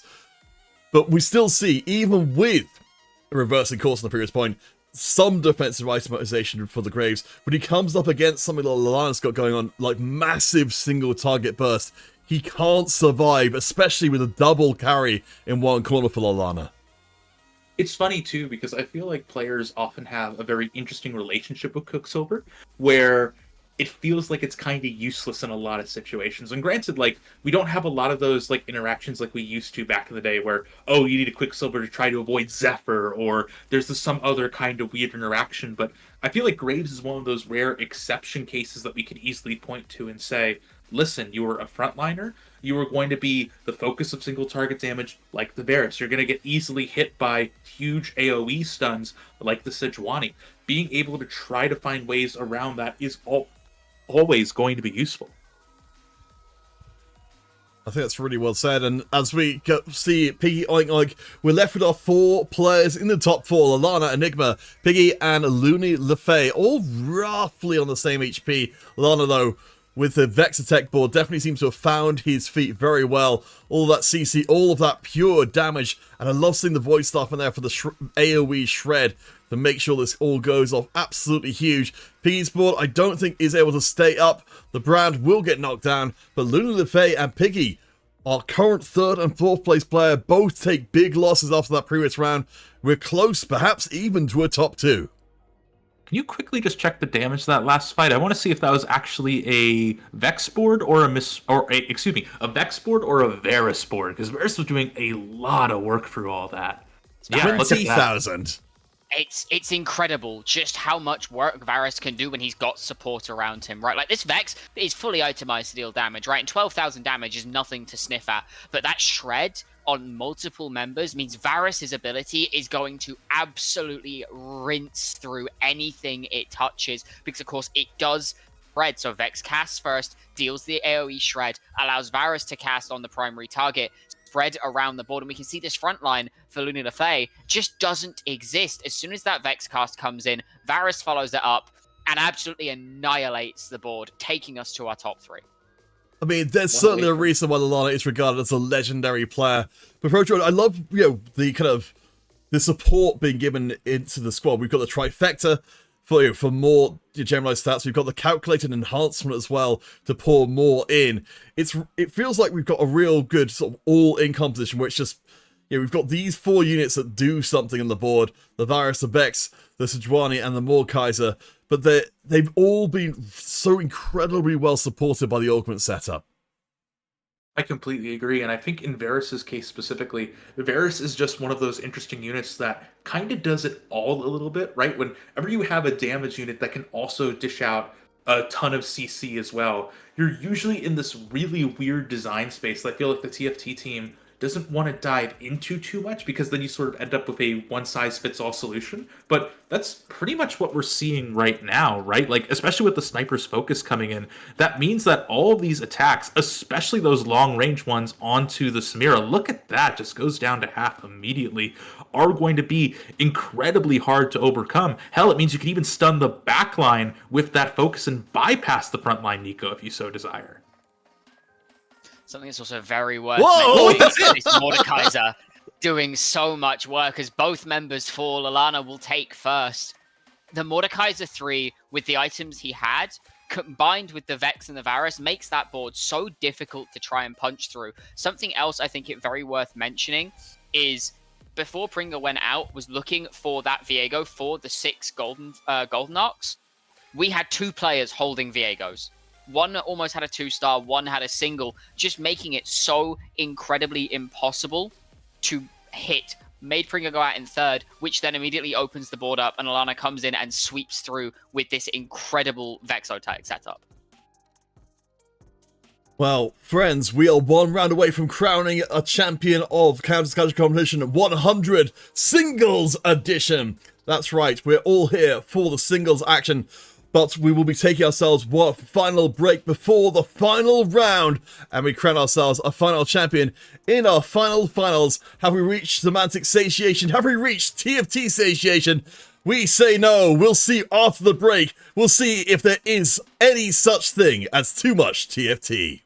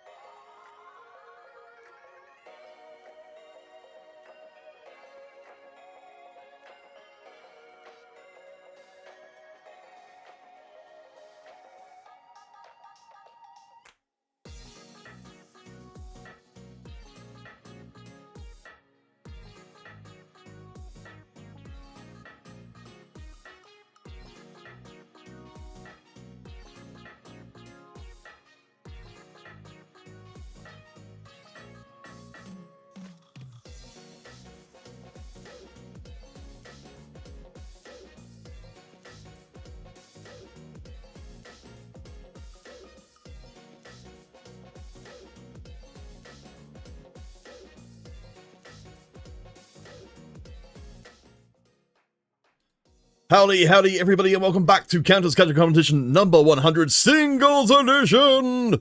We are about to get started for our final lobby of the entire competition alongside Lunacast and Protroid for this final ultimate game to crown ourselves another milestone victory. Luna, starting with you. From these two games, a mere two games we've seen so far, a small sample size, but what's standing out most clearly in your mind from the little we've managed to gather from our fierce competitors so far? The willingness to avoid what is considered to be the most meta, go with something a little bit different, and really show the level of understanding of the game and the core kind of skills needed to make full use of the mechanics at hand, like we saw with the Graves in the last game. And of course the Vexotech comp, which isn't as popular as things like AMP, Anima Squad, Golden Ox, etc. Yeah, to even build on that too, I was just going to say Anima Squad in general is something that I don't think I've seen as much, particularly that full vertical version of Anima, right? I'm used to seeing that kind of stop off at 3 to instead then go play a bunch of Vanguards to help boost up your front line. This is the first real meat I've kind of, oh geez, I got to get away from that meat wall that you were talking about earlier. Like, it's the first real kind of full vertical version of the trait that I've seen for like a patch or two, and it really has been working to a lot of these players' success. Well, let's take a quick look at some of the results coming out of the previous round. So, wait, no, this is definitely not right. This is from a previous round. But let's see if we can see a little bit of what Tekken Emperor's got for us here. Sorry, this is a vast. I wish it was a standardized version of all this thing. There we go. Tekken Emperor off stream was able to win out the lobby with a Graves 3 Golden Ox board. Again, without even having the access to the emblem that was still there and powerful enough to get the job done. I think, I was just seeing what you were doing. Trying to see behind it. Where's I going? I don't think there's an easy way to show you and this at the same time, so we'll do our best. I think this shows the power of that Golden Ox board that we were talking about in our last round, right? It's from a different lobby, and it shows what can happen when it's not faced up with something slightly more niche that requires slightly more setup, but can take over a game slightly more effectively. When you are just against standard, this can come through in droves. The Hand of Justice, Edge of Night, make sure that this Graves is doing a lot of damage while not being targeted a huge amount, as well as the Starax to make sure that before that Edge of Night procs, you've got a big shield to delay how long it takes for it to proc, giving you more longevity out of the unit. This also just looks like that classic Golden Ox snowball, right? You're able to build up so much economic advantage. They're able to keep going and going and going to the point where, as you said, Peter, even though you don't have the emblem, you have the full 6 Golden Ox. You've hit the vertical. You're generating as much gold as possible. You're generating as many item components as you can. But beyond that, too, you're really hitting that critical mass of the composition where you're able to get that huge damage amp number. And that really is another thing to help that Graves go from being, oh no, I'm a 2-cost unit, I fall off stage 5, oh no, to I am a 2-cost unit and I'm gonna punch your face in. Yeah, it's really interesting in contrast with something like Anima Squad, where even the filler units for Golden Ox are, pretty good. We've got Bruiser, we've got Vanguard on there, and you're not feeling upset about playing either of them in your composition while having a, potentially, as we can see in this board, choice of conceivably 4 different carries you can put together later on. Let's see if we can grab another board. This one from Ancient. I think I'll keep things here. We'll look at just the top 2 for each lobby, so we can still see everyone's faces. So Ancient, we did see popping through for us on the chat before, I believe, managing to pull out a win with, again, just a big pile of legendary units. Legendary Soup, how I've missed you so. Not at all, actually. Legendary Soup was possibly one of the least interactive moments in TFT history, but it is slowly coming back in with how strong some of our more niche units are. Things like the Zac, like the Urgot, like the Renekton, like the Garen really can just make up a bit of a legendary soup as the game gets later on. And it works quite incredibly well, as we see here from Ancient, the 2-star Garen, the 2-star Renekton with the Blacksmith's gloves, really able to just come out the gate firing, and what looks like a Slayer board across the rest of the board has found a way to make use of this this Urgot, this Renekton, and this Garen. And I will say really quickly too, because I think there's a few factors at play here. First and foremost, I think players are becoming more and more comfortable with Garen as this game is getting, as this set is getting older and older, where they're starting to see some of these other fun use cases. They're starting to really be able to lean into Garen as much as they can to get those stats going. The other thing I want to call out, and this is actually coming in from Ancient, where we don't have augment stats anymore, but they went the pirate economy augment, and that meant they were able to get this huge advantage in order to actually build up towards that legendary soup. Where, as you were kind of saying earlier, I also do not miss it, Luna. It is something that has been it's interesting because it's flashy, but also there isn't really a lot of things that it does under the hood when you really start diving into it. But all that being said, though, it is the reason why we're able to see that engine enable it in that game. And I do want to take a second just to see if I can get these up on stream, actually. Let's see how all this works. All right, going to have to do some very quick and extremely scuffed presentation of our stats. Just because we're trying to like jam this onto screen in a way that's at least somewhat followable. I just want to point out, coming into the final round of play, of course, we'll be heading up to the very top of the table, where we can see, general friends, that Chris Pans is currently the only undefeated player in the entire event. It feels like every time I come on, we have somebody on the cusp of first. It's becoming a little bit of a thing. I swear, if I'm ever on show, guys, someone's going 1-1. And it looks like this time it might be Chris. Of course, still got that third game to play, but that's an incredible showing so far. And I'm very interested to see if that does come through in the third game to just be triple firsts. Because that shows a level of mastery over the set that very few people often have. Yeah, sorry, I was just being smothered by the stats there, so I was getting absolutely terrified by what was coming for me. Like, Chris has done some pretty insane stuff, so I mean, I just knew that I was next, frankly, looking at the rest of this at the end of the day. But I agree, like, this is one of these things where it's a much shorter marathon than usual, but if you're able to play it well, like Chris is doing here, you are absolutely dominant and putting yourself in a strong position. What I do like,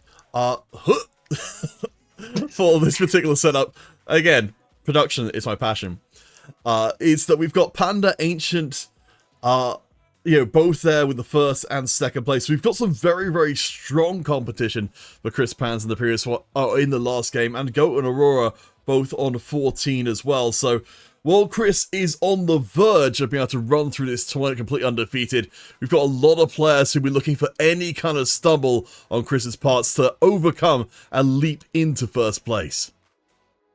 Yeah, anything below a first, and this is still anybody's game to play for. As Chris, you're hoping for TFT Panda and Ancient to go out very early in this third round, but you're also hoping that you can get top 2, ideally, because that will give you the single best chance of managing to stay at the top.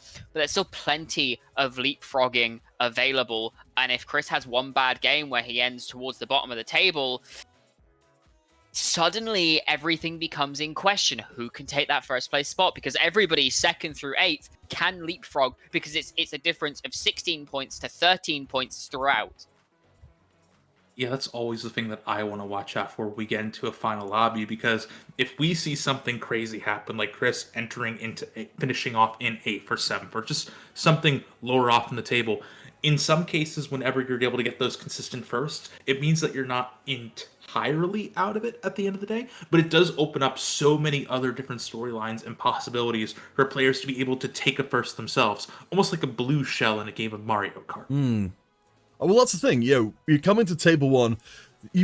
For every player, you've got a certain amount of bandwidth for. Of course, you want to play your best game, but you'll have a little bit of economy and time left over just to say, okay, who's the biggest threat in the lobby? And it's got to be Chris Pans coming in. So if you've got, you definitely don't have enough gold to grief everybody in your lobby. But if if you're going to take account of what any one player is doing, it's going to be that number 1 player where we see so many players come into the final lobby undefeated, and with that spotlight get absolutely set aflame by everybody else saying, you know what, if you're not first place, as you're both saying, the window of opportunity vastly opens up, particularly if Chris, say, goes out in the bottom 4.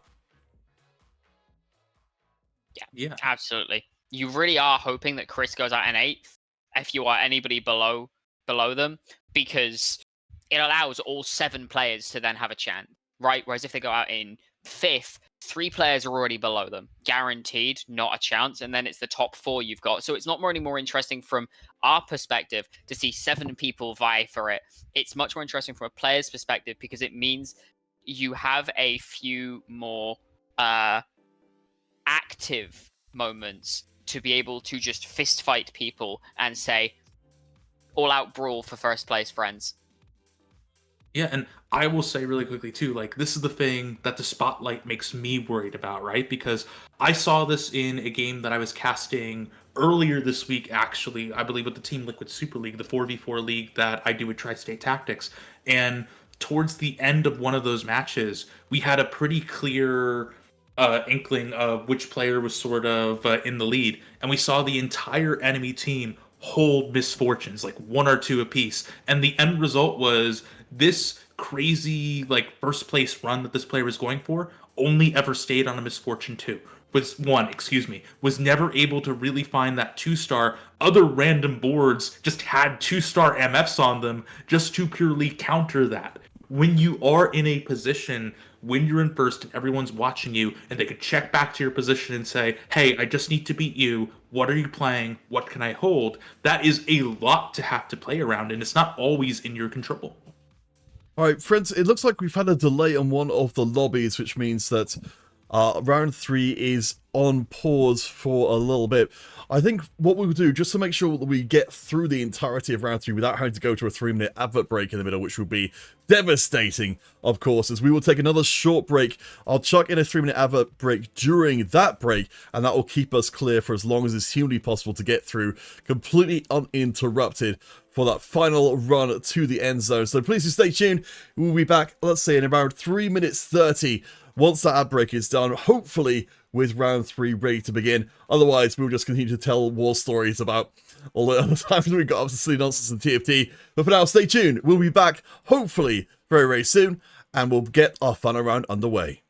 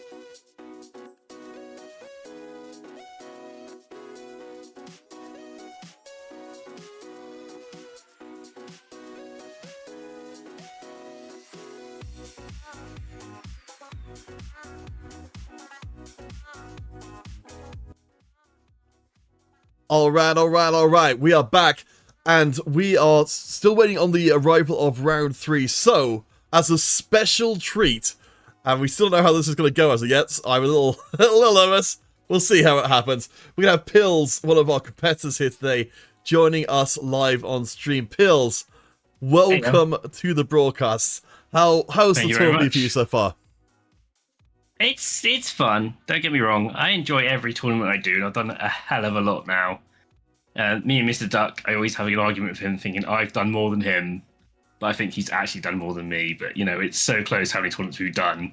We were counting it earlier, and we were thinking that between me and Mr. Duck, we thought that we had done more than any other 3 people that's played in it. Gosh, we both thought we've done at least 75 tournaments each. Well, I mean, Pills, this is the perfect time to be on broadcast here at CCC 100. Casting on my back across all those ones, are there any particular moments or games that stand out in your memory from the time which you've been playing? Any games? Not really. It's just there's been so many. That's the thing. It's just nearly every tournament there's something fun happens, and there's not as much now, but there's so many people I've met. And even recently, there's a few I've met that you meet new people and have great times with them. It helps me get over playing TFT now because I hate playing it. Oh no! It's so meta central. I hate it. I don't want to play where I have to. If I wrote down, I did some homework and pretended I tried to learn like 2 or 3 comps properly, I could get really high. But that's not why I started playing the game. I played the game for fun. Well, Luna, as a coach, this sounds like it's entirely in your wheelhouse. You've got a player who doesn't want to play meta, but your team needs that in order to succeed. What wise words would you be throwing out towards them at this kind of juncture? I don't think you want my answer, because my answer would be very different to someone who's actively motivational. The PR answer is, while playing meta may be very boring, winning is not. Therefore, you will do whatever you can to win. The personal answer, and the answer I almost always give to players, if you aren't enjoying it, then I'm not going to make you play. I'm sure there are plenty of people who have fun playing the meta that could deal with being a backup if absolutely necessary. The main thing and the reason we play games at the core of it all is to have fun, and I'm not going to force someone who's not having fun to play. Yeah, it's like I can remember set, I don't know, 6 or something. I don't know which set, where people would just, every time you see something new, win. It'd never be the same thing that would win every time. And I'd have friends that would create something crazy and go and do really well with it. Right now, you can't really experiment. And that was something I always enjoyed about TFT. I get what you mean. We certainly saw from Alana in the previous game. I think it's possible to find a less travel lines. It's just a lot more work than it would be to play what's good. You can still do it, but you definitely need the augment to help make it work. There's also history there too, because I feel like great players can be put into 2 different buckets, right? You have your innovators and you have your honers. The honers are the ones that are able to take a existing meta and play it to a T, to perfection, to find all these little micro optimizations, to do all that homework that I agree, Pills, I don't like doing myself either. I also want to play TFT because I want to see big number go up. Give me big HP Mundo. That's the only thing I want in a game of teamfight tactics. But then you have the innovators, which can be a little bit finicky, hard here, there, anywhere, where you're trying to predict the meta. You're trying to say, hey, I am doing things because I like that little weird fun, that little weird quirk that kind of gets that going. And then I have a say in what the meta becomes, because I think Graves is a really good example of this, because all of the pieces for Graves have been there since the beginning of the set. Maybe the numbers not quite, and that was the main thing holding it back. But beyond all that too, you then see a way where, the numbers get into the right position, or, hey, looks like we figured out this positioning trick, or Graves is able to jump onto the backline very easily. You get that perfect storm, and then maybe only for a day when all the honers are busy playing the old meta, you're coming in with this new meta and saying, ooh, this is how we are able to make these turns, make these jumps, etc. Yeah, definitely. No, it's I'll always keep playing because I've got too many friends that play it, so it will always keep me interested. And every single set brings a new little gimmick, which keeps me interested more. It's just after the first month, I'm like, ah. Oh, for sure. But as long as there's Tryndamere in it, I'll keep playing every set. That's valid. That's valid. I feel the same way about Vel. Yeah, ooh, that's a good one too. I would say, like, my advice there would be, like, I watch YouTubers like Sub-Zero Arc who are very keyed into other regions' metas, because that will give you a larger portion of time in which you can discover compositions that aren't being played mainstream, and are kind of on the up and up, as Protro was saying. And otherwise, I guess I would also maybe go on to the TFT, competitive TFT subreddit, who of course are supporting our inter-tournament prizes for today, because that's also another place you can find out all the fresh new stuff as it comes in. But Pills, we're going to have to drop you down for the time being. Thank you so much for giving us your time while we get ready for this last game of the competition. So, Luna, Protroid, one more game to go. Hopefully none of our limbs will come to life and destroy us as it goes on. But even if they do, even if we are torn asunder by idle hands aplenty, we will still have the 8 best players in the tournament going face to face against each other. So as we are loading into the lobby, hopefully everything is live. We've got Chris, we've got Panda, we've got Ancient, Aurora, The Goat, Tekken, Pierre, and Marco face to face against each other. Let's see who's got what it takes to bring home the crown here. The only singles competition here in Counters Casual Competition, number 100. And it will be a twist of fate that grants every player gold beyond their wildest dreams. This changes things. This sets us up for a very fast econ game. Some very quick, very dangerous ascents up towards the upper echelons of units. It also allows for even more effectivity in reroll compositions in the earlier stages. So super interested to see how each player goes. Chris currently sitting at the top of the table, and I personally am very interested to see what comp they opt to run, considering we have been told that so far they have done back-to-back Dynamo Elise. Yeah, that's the thing that I want to look into. And for the record, Dynamo Elise, particularly partnered up with that Braum, I feel like is one of those top tier compositions in the form of no one's really contesting it. It's harder to contest a free cost comp in general, just because most folks are playing for that level 8 4 cost meta right now. So it means you have to sort of dip down a little bit, or maybe even try flexing a direction that I'm not as used to. But overall, I also want to keep an eye on that econ, because for most of the meta, I feel like this one in particular is pretty evenly split between these big reaches towards 4s and 5 cost, and also still some pretty potent reroll compositions, where I think we've seen the Graves today, we've seen the Morgue, we haven't seen the Kog'Maw one, which technically I feel like you could see an opening here for. Oh no, we're even getting bonus HP as a hack. That can get really dangerous pretty fast. So we'll take our golden trait ornaments to start us off with. So if you're looking for verticals, remember with the gold coming in from the portal, hitting the high end is high, and Chris actually passes up on a rapid fire emblem to go for Cluttered Mine. I think aware that Chris is currently leading the pack, doesn't want to open himself up to potentially being griefed. I would have been so excited to see the Rapid Fire or the Anima Squad emblem come in. I'm a bit biased to Anima Squad, in fairness, but the Rapid Fire emblem as well could have been incredible. We've had one Rapid Fire Croc today. We've not seen it personally. It was not in one of the lobbies that we watched, but definitely always a joy to see come through. Unfortunately, not today. Oh, never mind. There is a Rapid Fire emblem. Goat. Protroid, so this is something that came up on the EMEA side of things, at least, that in terms of a carrier for the Rapid Fire Emblem, because of course, Renekton is a very long way away, Shaco can do exceptionally well. Admittedly, Ancient's board's a little too strong, but under normal circumstances, this is a great pickup to allow for the Rapid Fire board of Goat to survive much longer through the lobby.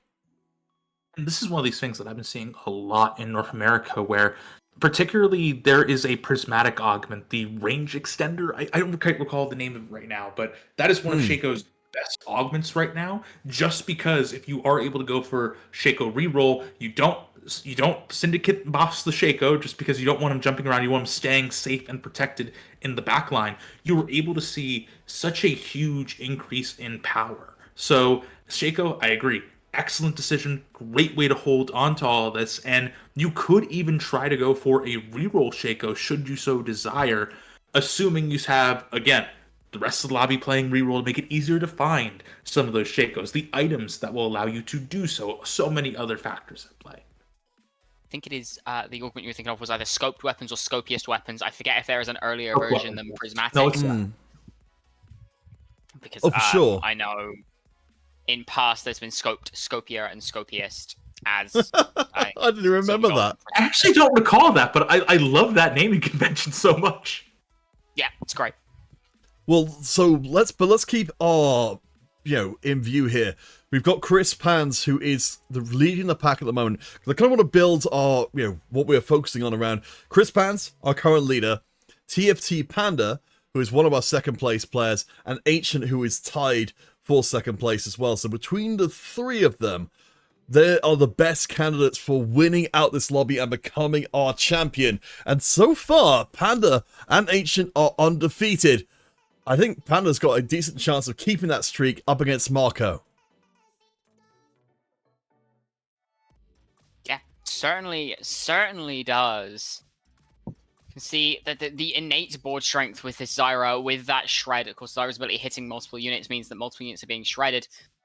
The only one that can really make use of that shred at present, but apparently the Braum was plenty enough to stand tall against Panda's board. Sorry, now that we're on the carousel, I want to check something really important. Does anyone towards the bottom of the pack have Cypher active? Ooh, let's have a look. Street Demon, Dynamo. We're going to get a little bit of a flavor lobby. So it looks like the answer to your question is no. But I think we've got a decent amount of Dynamo knocking around as well. I think, 2 or 3 people in that kind of area. We've also got Bastion activated as well. So if this lobby does have a characteristic, of course, with the extra gold coming in thanks to the portal, it seems like a lot of folks are moving in the Bastion, presumably Dynamo area. No Cypher is really huge though, right? Because especially when you have this extra 10 HP at the beginning of the game, you're able to snowball that into either a deeper cash out if you are absolutely insane, or you're able to spin it into a just safer position to cash out normally, especially when you usually do so in the late game. You probably only have 1 life left anyway. This could be a way to cheat into 2.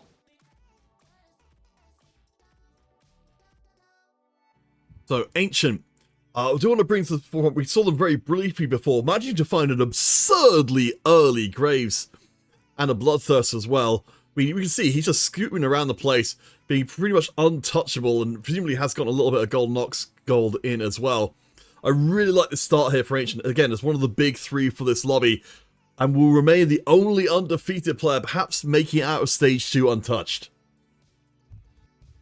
I think the very interesting thing to point out is this rapid fire cannon on this Graves as well. Just gives him that little bit more safety once he has dashed to once he has dashed in to his target and he's killed them, he then has the freedom to then target whoever he so chooses across the board and be safe until that next dash comes through. And the dash, I feel like, is the operative term there because it means that he has a lot more freedom to dash. He's not just going to sort of stay on the front line. That being said, though, the thing I'm concerned about and want to watch actually in this fight is that it almost seems like Graves' autos are being sort of diminished by this range, and he's not actually able to reach the full extent. I want to watch this super closely because I feel like I was hallucinating this, but it didn't seem like Zyra was taking damage from some of those autos in that last fight. I can definitely understand the reasoning, because yes, he's got the shotgun thing. I don't know if he can actually miss with his shotgun shells. I mean, from long range, yes, it looks like some are not hitting, but I think when he dashes in, he's okay. Yes, I think it's an interesting thought experiment to see how the rapid fire interacts with the Graves, because you would expect a solid chunk of them to not hit from such far range, and it's something we've often seen. I think it's actually been a thing in past sets where you actively want to avoid increasing range on some characters because it can cause their attacks to interact weirdly. I think Graves this set is a good example, right? Is if you increase his range too much, you end up missing a lot of those shots. You can see from even 2 hexes away, 2 of those shots miss, which makes it incredibly awkward to get full value out of the unit. Now, this is the 100th casual competition, so I think I'm going to drop some nostalgia or memories for a second. But do you guys remember the first iteration of this Graves design, where if you built an extra Runin's Hurricane, it just added an extra bolt to these attacks? Because that was like the earlier version of this. And granted, we don't have anything like that now, but it's that same sort of idea, but in reverse, right? It's either giving you that extra bolt in order to get even more buckshot damage, or in this case, kind of as you said, having that extended range and going, oh, well, wait a second, this first attack is really only have 1 or 2 of these buckshots actually going to hit. Well, yeah, I mean, I guess however it plays out, it seems to be working well enough for Ancient to keep the pressure on the rest lobby. Oh, there we go. TFT Panda does in fact have the Cypher in place. So this is one of the players who's looking to win out the lobby and the tournament itself. So maybe it's a little late in, but it is for Cypher. So at least this is the best we can reasonably hope for Panda at this point. Yeah, it most certainly is. And Cypher proven to be a very, very strong trait akin to, or probably the best version of like Heartsteel or Underground that we've seen in the past. Maybe Heartsteel was a little bit better. Hard to say off of memory. There was a Dumbify available, however, which was very funny. Although not great with the Cypher. Yeah. It has been one of the better iterations. Definitely better than the last we saw with the Chem Barons from last set. So definitely going to be curious how this ends up and just how far TFT Panda can take this, because as you get into the higher and higher cash outs, it really can just be game winning. I gotta tell you, I love late game specialist right now. You already getting so much extra experience from slamming, you're getting extra gold from the hack. It all just works out so nicely, and it basically means that TFT Panda can just safely loss streak up to level 9, at which point he might even be able to stretch into level 10 to build a legendary soup of their own. Let's see, so Ancient go up at the top, managing to keep themselves ahead of everything else. I like what we've got going on from Chris here. The Cluttered Mind has certainly led to a pretty solid board overall, which will keep Chris in a pretty good spot. We've now got 3 different players win streaking coming out of this one. Of course, Ancient, the most relevant of the group, as one of our players threatening to win the entire lobby. We do actually see in a brief moment there that we've got a much better itemization arriving for the Greys, but it's still not enough to keep Ancient's streak fully intact. No, opting to item or to set up your board so close to the back allows for your opponent to really just do as they please and set up against you incredibly effectively. But this does put Chris within touching distance of Ancient in terms of health. And as you mentioned before, that Cluttered Mind is going to prove very, very helpful. So this is all going to ride on just how effective this Graves can be with the board in its current position, and whether that static shiv that's on the bench can be of use until it can be a reroll. I will also say too, like, this is a phenomenal position for someone who's about to play Graves reroll, right? You have 6 Graves at your disposal, fairly naturally, I would say, as well. We didn't really see too much gold investment. Definitely get the first. Also didn't seem like the second one either. That means that you're able to pretty easily pick up the Graves 3, knock on wood, and then play tempo to keep on going towards those deeper Golden Ox units. I think that's one of the things that really strikes people about the Golden Ox 4 board especially, is that, as we were talking about, I think a little bit earlier on in this tournament, that you commit in the resources to get the Graves 3, and you think, well, that's slowed me down dramatically, but the amount of gold you get back off of Golden Ox 4 is astronomical, and can completely reset your economy. Yeah, it definitely can, especially with how strong the Golden Ox units are individually, right? We were saying this earlier. You look at the carry units you've got available. You've got Graves, you've got Aphelios, you've got Annie, you've got Viego.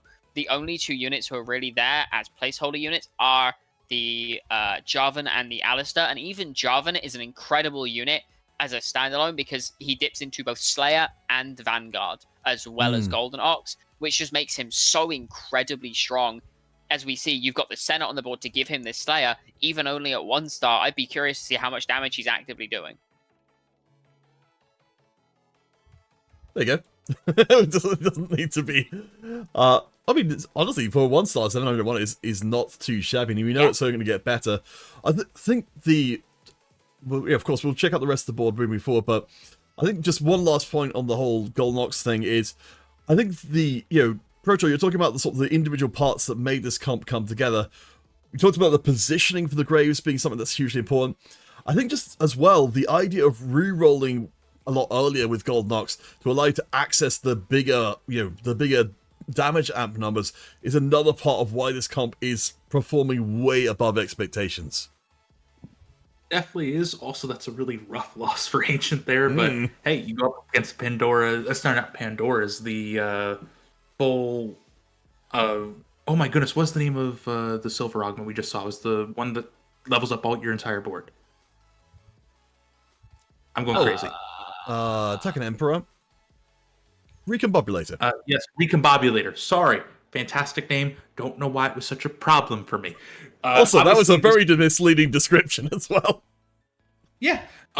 Sorry about that, folks. Yeah.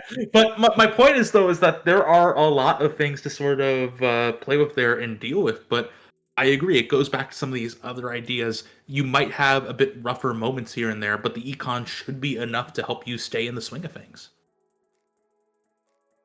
Let's see, so Tekken, the full Dynamo seems to be good enough to get the win. I mean, of course, this is against TFT Panda, the lowest HP player left remaining in the competition.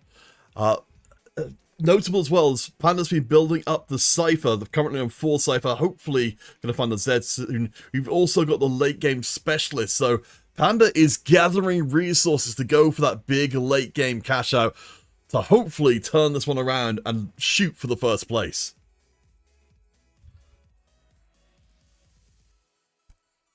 Yeah, really wanting to just slingshot with this Cypher, and it can just slingshot you incredibly effectively, but Ancient has just hit Graves 3.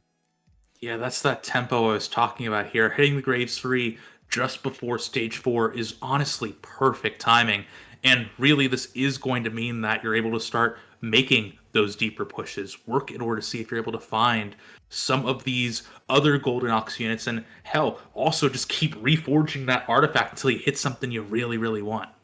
I thought it was going to be Gold Collect, but I suppose in this context of Golden Ox, you're certainly not hurting for more gold coming in. As Graves certainly notoriously a very good unit with most of these artifacts coming in. It will be the Titanic Hydra coming in as the choice here, so we've got a little bit of extra health, and turning that health into damage and splash. I think this is going to be a really interesting choice for Graves, particularly if he starts getting into a clump of backline units. I was going to say, how does this work with Graves's buckshots, actually? Like, does each one of them give that? That is insane. I don't know, but it looks like you do a lot of damage. Holy crap. Holy crap. Oh, no. Let's see. So TFT Panda goes down to 32. So we're still, I think it's on going to be on, let's just double check. Yes, 4-3. So a couple of rounds away. I think Panda up to now 300. By the time he gets to the next round, should be able to hopefully punch through, I believe, to the next tier and get a decent sized cash out. Remember again that we're trying to push through to level 9 and get the huge payout.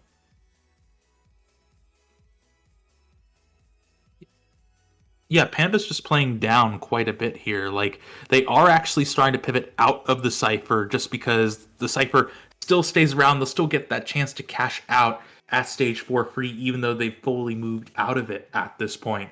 And for now, it's just going to be that question of what is going to be next for them. And honestly, it looks like it's going to be a pretty good strategist amp board. Yeah, I like the setup. I mean, we're trying to put some pieces in place. Remember, we are currently level 8, so we're actually within the reach of level 9 right now. Because yeah, I really like this from Panda's side of things. Again, Panda is shooting to win the entire competition, so trying to remove as much decision making from this round yet to come. You don't know what your Cypher cash out's going to be. You know you're going to have a lot of gold coming in. You're more or less playing your entire game in a single round.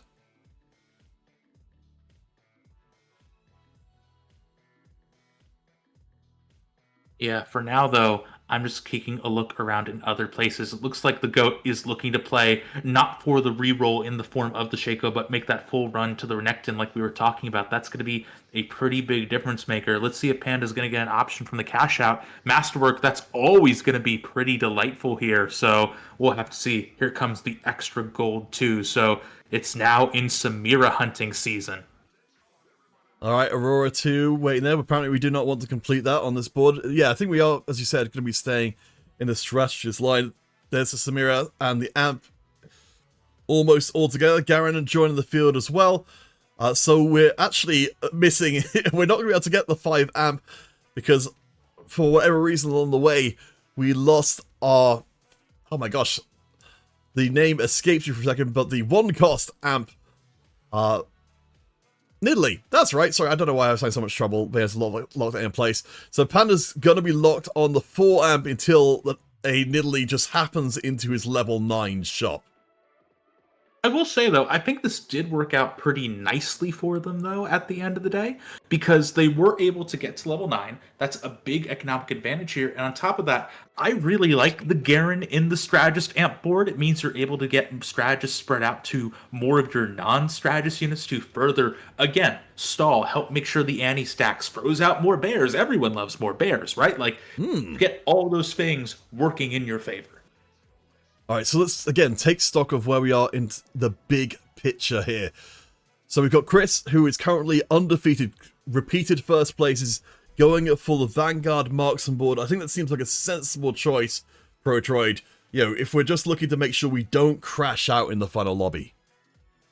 That's always going to be a terrifying thing to see, and Panda isn't necessarily in too dangerous, isn't starting to get in a pretty dangerous position, but also there aren't as many folks close by them just yet. Tekken Emperor at 34 HP is certainly the closest, but beyond that, everyone else is just hovering 50s or above, with Ancient continuing that dominance at 98 overall. So I gotta say, this is looking terrifying, and I'm sorry, I'm still trying to drink in what this Titanic Hydra is doing to people, and that terrifies me.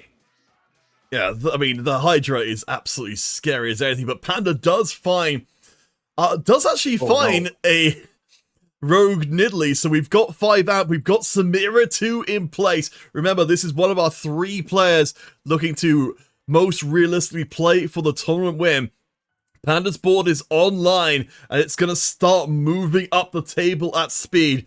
Tekken Emperor, just above Protroid, takes a loss, so we've got one vulnerable player for Panda to prey upon. I'm going to say quickly, too, like you were talking earlier about being able to watch more players in the space to see what they're doing, what's happening in different regions. When I see this specific variation of this amp board, I immediately think about Keen, who was a huge strategist amp player, but generally was one of the first to really start moving in Zac as this 9th unit to come in, just because you have all of these rerolls, you have all this extra power in here with the strategist providing durability, and Zac just loves all of those stats that come with it. So you're going to get pretty blobby. There's not really too many reasons to go beyond this. You might as well just be a big Zacky boy. Well, there is still competition in the lobby, though. I think this board is very good. Marco, who is one of our double-up champions, this time, of course, taken to the field solo, will get run over, even with the memory bank board looking pretty solid. Tekken takes a loss, Chris Pans the win, and Ancient remains at the top. So, Ancient Chris and Panda are players to watch, but Ancient is getting even more powerful. The 6th Golden Ox has arrived. Ancient has been working this angle all game along, Protroid, and it's seeming like we're finally starting to get to the finalized version of this board. And really quickly, can you hover over the amp that Golden Ox 6 provides? Because I always forget the numbers for all of this, but 45% is absolutely insane right now. It also means that you're going to have other options for secondary carries beyond just having to, say, for example, roll forward the Senna here, there, and everywhere. You can get some pretty interesting angles off with the Annie, which you've already 2-starred, which is pretty safe to have here, considering how you have folks like Panda also running strategists, also looking for Annie amps as well. But also, you could try to do something nutty on the form of the Viego. You could try to see if Aphelios can bring something to the party here. All of this amp is going to do absolutely insane things, and even if Graves isn't able to quite work it out, he's still going to be able to find a pretty good bit of help. And here, this is what I was talking about. Let's see him move to the back line. Yeah, the setup there is really good. So let's see. Yeah, cast straight to the back line. He kills the frontliners immediately, and straight onto the Annie. It's brutal to watch. You can see with the AoE from the Titanic Hydra, he goes face to face. I actually think he is going to drop there. So we see some serious competition. This is, yeah, Panda's board on the other side, of course. He's got the Cypher cash out, so he's actually... Finally, we found someone in the lobby, Protroid, who can stand against the Ancient One. I mean, I don't know, though, because Ancient is still sitting here at 77 HP, right? They have so much wiggle room where they're able to lose a bunch, start building up that econ once more, and just generally make enough mistakes in order to get the rest of the board online to hit everything else that they're looking for. Alright, Luna has been doing some maths behind the scenes to try and figure out our players in between who will be playing in both competitions and will be the beneficiary of the competitive TFT subreddits. Wonderful gift to us to celebrate people who've played in both tournaments today, but welcome back to the stream just in time to see Ancient go up against the Long Croc board, which also tears through the graves. Absolutely rips through. Long Croc once again coming in and showing its dominance. We talked about it earlier when we came across it. We're seeing it in action now. Once the rapid fire gets going, this crocodile can absolutely rip a board to pieces. Not to mention this Zeri sitting on that hollow bow and more crit than you can know what to do with. All it takes is 2 seconds for this Renekton to cast, and an entire board can be gone in the blink of an eye. Evisceration is the name of the game for the GOAT. I also really don't want to sort of put anything out there, but remember, this is a Pandora's Bench game. It's part of the reason why we have this Renekton 2.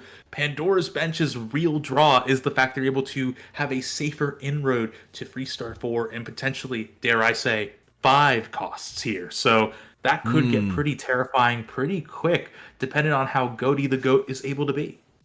I mean, that's the really scary thing to be in a high-stakes situation like the final lobby one, that you've got someone who's got a board that's already potentially unstoppable. Oh, no, I eat my words immediately. Apparently, there is the key, the Zhonya's. There's not that much defensive power behind a Renekton if he can't get through the Zhonya's. I mean, there's always the niche angle, and it seems it has been found. 2 players out already. Works perfectly fine for our top 3 coming into this lobby in Chris, TFT, Panda, and Ancient. Things are looking very dangerous. Everybody can beat everybody. All it takes is that little bit extra to hold on. Who has the better, I'm looking for a word and I can't find it, stamina? And I gotta say, the lobby is getting scrunched with that stamina that we were talking about. Remember that 50 or so HP that I said that Ancient has in order to really figure things out, make mistakes? Already burned through in the blink of an eye. So we are now seeing a pack that is much more finely honed together, and that means that's going to be down to a lot more of the nitty-gritty details here, there, and everywhere. How are you able to position? How are you able to scout? All the little things that go into making a good TFT player a great TFT player. We've had a truck driving through the bottom of the table for a while. His name is TFT Panda. He goes up against the GOAT and that fabulous Renekton. We have got the upgraded Annie, and it's looking like the amp board is going to be real tight. Panda takes the first loss in it. I think it must have been 6 or 7 rounds, which means we've got a hugely contested line heading into the late game. All the HP dropping away, and I don't even know how much stronger Panda can get. There's definitely a cap, fully itemized entirety of this backline. The only thing you can do is possibly get Ziggs and Neferi in on these Street Demon squares to get a little bit more power, but it's so difficult. Ancient also dropped another round there after getting the Aphelios too. It feels like all of the items are on Panda's board and nobody else has any to play with, and it's still not enough. I almost say you sell all of those cats that you've been hoarding on your bench. Get rid of the Yuumi, just see if you could find more blobs for the Zac. But even then, we're talking about ways to put icing on your cake as opposed to ways to get more cake in your cake. Oh my gosh, you're making me hungry as we head towards the tail end of the tournament. We've got Peter taking the loss here, and I think this is much more what we expect from Panda's board. Notable as well, Ancient, Chris, and Panda are 3 front runners. 2 of those 3 took heavy losses in the previous round, so we're down to just a couple of lives for nearly everybody left in the field. Very rare we head into stage 6 with only 2 eliminations, but that's exactly what is going to happen. A 3-star misfortune for Marco, ready and waiting to tear the game asunder. We'll see if anybody has the answer to it, but I fear the answer to that question may be no. The GOAT picks up another 2-star Renekton. That's the only other thing that could rip this board to shreds. I believe we've got an Anima Squad board somewhere in this game. We've got plenty of amp boards in this game. So many 2-star 5 costs coming in for the GOAT, actually. Yeah, but it's so much easier to contest. Oh, we got Pandora's! Oh, you do, yes, but it's so much easier to contest a 5 cost as opposed to a 4. So all it is going to take for you to hold one of those Renektons here, there, and everywhere. Granted, this is the best case scenario for you, right? There is a chance that either of these can roll into that Renekton, have that power, but if one person is holding it out of the lobby, like Pia right now, you're not going to be able to hit that Renekton at all. I'm going to jump us across to Panda because this is one of our front runners. In fact, 2 of our front runners up against each other in this round. So it's the amp board coming back for some revenge, and it's looking like it's going to be well earned. Chris is going to knock down our undefeated player out in... It will ultimately be, I believe it's going to be 5th place overall. The record is broken, and the leapfrogging can begin. That's exactly what the name of the game is here. 4 players left. Ancient still in the running. TFT Panda still in the running. They are our new front runners if they can find a way forwards. Ancient, struggling a little bit, has dropped off the Golden Ox 6, is just trying to get Executioners in to make this Graves as strong as is humanly possible. Gonna hold this Renekton here. Marco's gone up to 9. Does have that MF3 as previously mentioned. Going to come up against TFT Panda here. See if this amp board has what it takes to take Ancient out and leave Panda as the sole front runner. I agree with taking out some of these excess gold and ox units because even though they are quite strong here, really you want to get all this onto the Graves, but it's not even going to be enough there. Ancient goes down. GOAT, I think, is in the middle of a cutscene. No, is actually at 8 HP themselves. This is a nightmare, so close and yet so far. Actually, could try to make a last-minute pivot. Hits so many Kobukos. Whoa. I don't know. Do you go deep? Are anyone even other contesting Kobuko? I don't know. No. I'm just not thinking right now. Yes. We have 2 out of a 10-unit pool. Kobuko 3 is not possible. Re-rolling into Renekton, though, if you could just survive this round. The players have started to input the results, so it's a little bit less clear. I believe GOAT is on 14, and Marco, I believe, is on 14 or 13 coming out of this, so we may need to figure out the tiebreakers when it's all said and done, but GOAT is trying to hold on. That Pandora's has been playing off big, and the Zeri, I think, might have just enough damage to stay alive and keep the GOAT on his hooves. Yeah, this is absolutely insane. With Pandagon as well, this is Goat's last chance to find this Renekton. We're on to Carousel, so we won't see it just yet. But we are so close.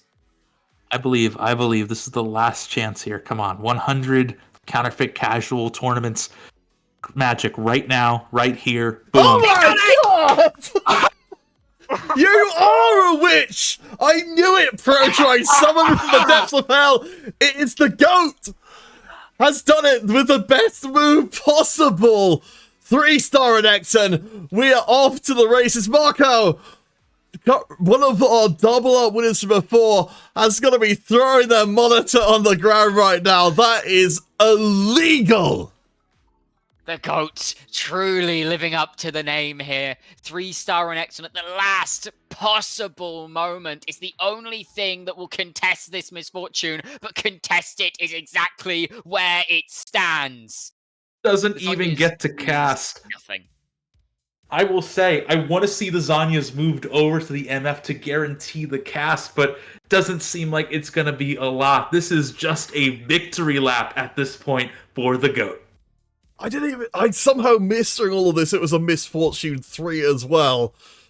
Good God. Wow. A perfect High rolling way in the to last end. lobby. But no, I think you're right, Protroid. It feels like the Zonius is the only conceivable way you're getting that cast up, because the Renekton is ripped through the board. He's auto-attacking once, and each time he auto-attacks, he takes a unit with him.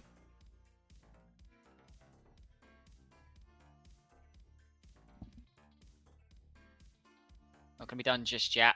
So much damage just off of existing from this Renekton. He has he's got 88,000 health by the end of the round. Let's check his spell. He gains 30,000 health each time he casts, and he gets the cast a couple of times.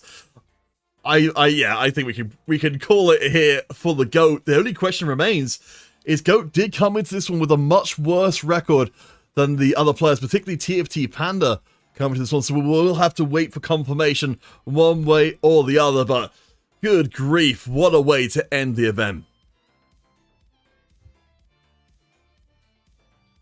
It's cinema. You could not write a better ending to the milestone tournament if you had tried. Yeah, I mean, if I dared to dream, I would say maybe there is a way that you could sell board, try to see if you can test with another 3-star 5 cost, but at this point I think I'm just delving into fan fiction at this point. Here though, back in the story, we have just this incredible board, this incredible play, and I don't want to diminish anything that Marco went through to get to this point either, because they also were able to hit that 3-star 4 cost very early on, help make sure that they were able to really punch down on the rest of this board, but like I said, an 80k croc is hard to overcome. The board's already demolished by the time the zone is even procs. This croc is here to stay. The GOAT ends Counters Casual Competition number 100 with a gigantic kaboom. That is absolutely astonishing stuff. I was just going to wait for confirmation one way or the other. I think from what I understand, that the results coming in already account for tiebreakers, so with that, no, I couldn't actually... A correction to what before, the GOAT came in with more points than I thought they did. That puts them to 22 points, which is the highest points total in the entire event. A 3-star Renekton gets the tournament victory. Absolutely incredible. Yeah, the GOAT's just the croc of the walk. This is absolutely insane stuff to see here. And yeah, I am speechless. This is a great way to end this 101st event. Oh, I'm going to check to see if the Croc is able to speak to us about that last one, because I can only imagine that they might be a little bit excited about how that one finished. If not, I am. That is fantastic. I will fill in for that excitement if need be.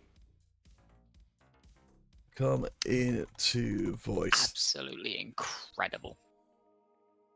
you couldn't write a better ending. Oh boy. Yeah, Goat is apparently on an adrenaline high. That's what we want from you.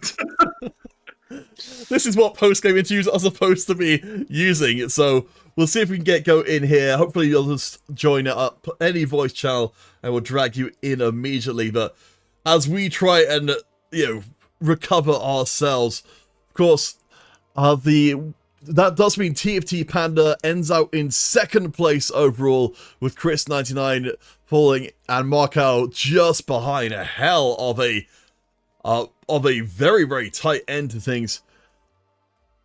We did receive an update as well from Luna Edge, of course, from the competitive TFT subreddit. She said she wants to extend the pricing coming in from the subreddit across everyone who's played here today. So we will be accommodating that in a minute. Just keep an eye out to see if Goat joins one of the voice channels. There we go. In the chill channel, we don't want any chill. We want them up here with the maximal amount of adrenaline. The Goat, welcome to the stream. I think that was the craziest way we've ever seen anybody win a casual competition. Tell us, how is it feeling right now to be, Croc of the world? I'm so cooked right now. Like it's so hard to even formulate a sentence.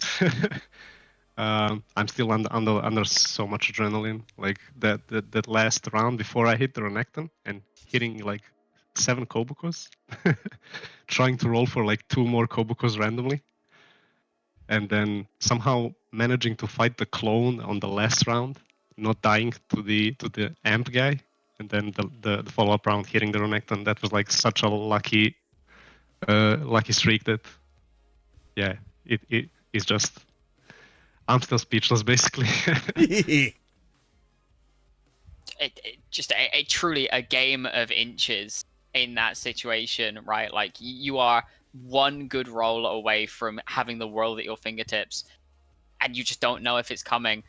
When that Renekton came in, what was the thought going through your mind? Was it just, this is over, there's no way I can lose, or was there still a little bit of apprehension there?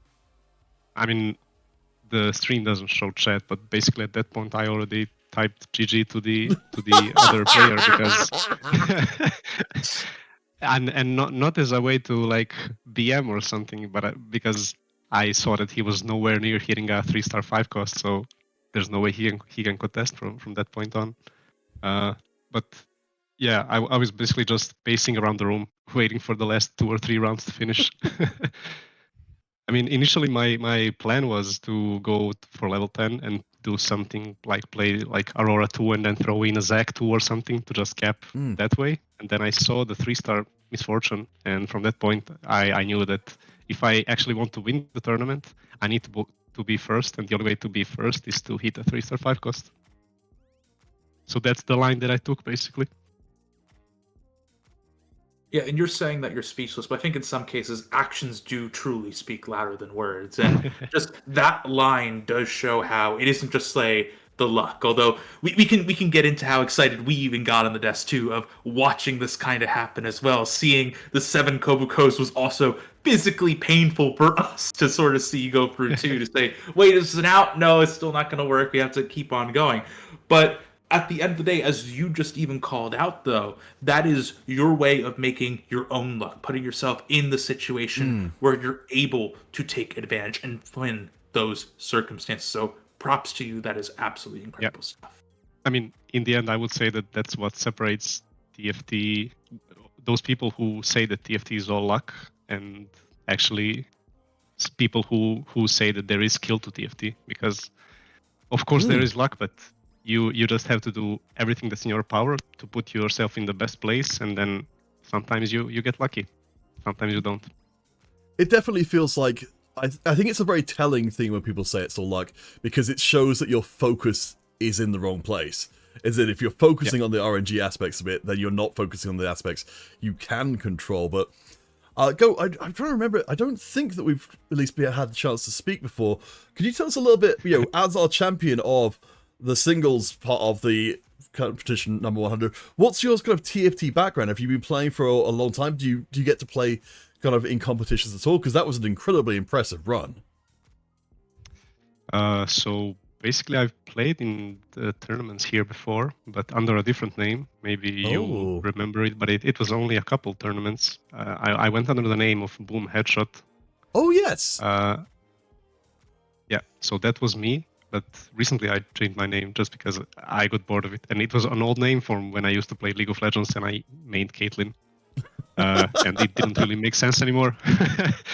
But basically for my TFT background, I've been playing basically since release.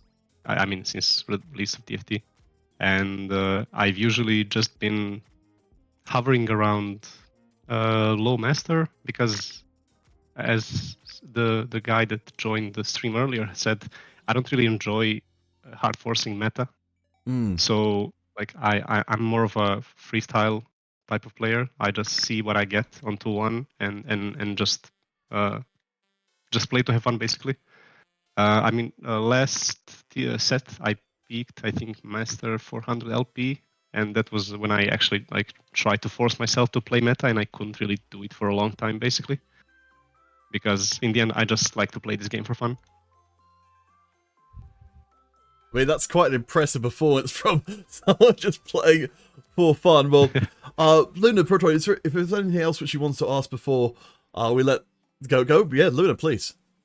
One big question. It's a question that I like to ask a lot of people who've been playing TFT for a long time. Favorite set? Go. I think this might be a controversial opinion, and I never hear people say this, but I actually like the Dragonlance set when you have like spicy. Aoshin and Aurelion Sol and like the dragons that would give you +3 to their traits. But there was also like other comps that you could play like Dragonmancer. I just really enjoyed that set basically. All right, well, we'll let you go to try and hopefully work off that adrenaline high. Okay, congratulations. Is there anyone or anything you'd like to shout out? You know, the mic is yours before we let you go. I like to shout out just my fiance. She was on the bed next to me sleeping basically. And now when I hit the 3-star Renekton, the first thing that I did was, after typing GG in chat, I woke her up just to tell her that I won the tournament. I thought you were going to say that you started screaming when you hit the Renekton and woke her up, but no, you deliberately went out of your way to wake her up. Yeah, and then I basically kicked her out of the room for this interview. Oh my gosh! Well, I mean, it's a roller coaster, my god. It's a choice you made there, but a bold choice. I suspect fortune does favour the ball here. Thank you so much to GOAT, our Counters Casual Competition number 100 champion, an achievement that can never be taken away from you. Of course, we'll be doing custom roles for both sets of champions, our double up and our singles champion from today. So I will have a word with you down the line about what that will end up being, but we'll let you go for now. We've got a few bits and pieces to do before we close out today. But again, congratulations to the GOAT, a well-chosen name indeed. All right, thank you for having me, and thank you for organizing the tournaments. I always have fun when I play them. All right, thank you so much. All right, so we've got a few last pieces of business to attend to before this one is all done. So we've got the more standard tournament things, which is that we've got ourselves the normal prizes to distribute based on people who haven't yet got a prize in the competition overall. So this is what we'll be seeing in a second is a wheel of names containing everyone who's not won a prize as of yet who is playing in this specific event. Production values. Wow. I'm going to cover my own face with these because that's, you know, I'm just a very generous person. We have got 3 more random people to choose who will be receiving the same prize as first and second because it's a casual competition. Who cares? What I will ask each of you to do, and what each of us will do, is count down from 3, 2, 1 and go in the manner of your choosing. I'm not suggesting that you put on a silly voice or do something weird, but I'm saying if you want to do that, the option is open to you. Luna, would you mind leading us out here and setting the tone for this particular giveaway? 3, 2, 1, go. Wow! I like the prop work. That's not something which I see many people do. Alright, our next winner will be Skylamp. Congratulations, Skylamp. And Protroid. Yes, let's remove Skylamp from there as well. Protroid, would you mind doing the same sort of thing? Why, of course. A 3, a 2, and a 1. Go! Alright. And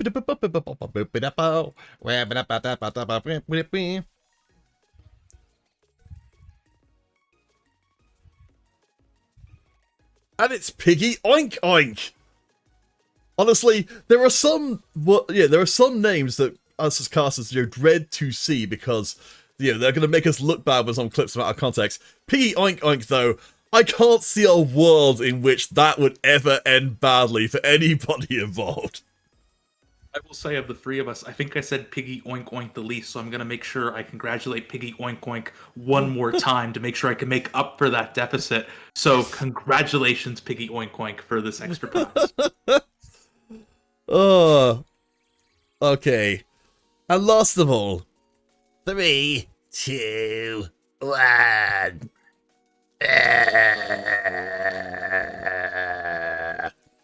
That's right, quality content from beginning to end. And it's Alpha Verb, the most dominant of all the verbs. Congratulations, you will be our final random winner for today. Our third random winner. But we're not quite done, gentle friends, because, again, thanks to our Lunar Edge from the competitive TFT subreddit, which I will be linking in here, I very much recommend you go and check out if somehow you are amongst the 3 or 4 people who haven't already subscribed to it. I'll be posting the competitive... I can't spell competitive. Oh, no. I will be posting that into the chat momentarily. Lunar Edge definitely don't do anything with those sound bites after the fact. Certainly, Reddit is not a place that people would ever get embarrassed or have things follow them around for the rest of their careers / lives. Make a compilation, do it. Oh, gosh. Yikes. Right, we have got every player who has played across both events. We're going to stick them in the list because these prizes are... some of them are relatively substantial. We're actually going to reset and allow for everybody to potentially win this one, just because I wouldn't want anyone to feel like they had missed out by virtue of having won another prize before. So these are 3 prizes. We won't say... we'll go from the smallest to the biggest. I won't specify exactly how much they are at this point, but Protroid, would you mind counting us in for the smallest, which is still a substantial prize here to go out to a random player across every event today? And because it's the smallest, I'm going to use the smallest voice I possibly can. And just say 3, 2, 1, roll it. All right. Competitive TFT subreddit. The gift that keeps on giving. Wow. And it goes to TFT Panda, who was, let me just double check. Second place overall, yes, that's right. So TFT Panda, a beneficiary of our break from our normal rules. So winner of the small prize, which again, is not actually that small, it's just comparative to the rest of the prizes. Luna, using the appropriate interpretation of your choosing, could you exemplify in some way medium for our medium-sized competitive TFT prize? Well, you see, small was quite quiet, so medium makes sense to be at normal volume. That being said, I'm not the biggest of people, so I'm gonna make myself slightly bigger while I count. 3, 2, 1, go. All right, who will be our most medium player in the entire competition? It's going to be... I love that Frenzy and Himmel are actually next to each other after all this, and it's Himmel who wins out the medium prize. Congratulations, Himmel. Hopefully, you'll have less lobbies where you're continuously having to fight someone just to play your own composition, but hey, that's what you get for playing AMP, I suppose. winner of our mid prize. Now, Luna, Protroid, I just don't know if I can be big enough to really justify how big the big prize is here. So I would like for your help in counting in 3, 2, and 1 for the Omega size prize. Please, in the most dramatic voice you can. So I'll count in. I'll start from 5. If you can join in on 3, 2, 1, just to line us up here. So 5, 4, 3, 2, 1.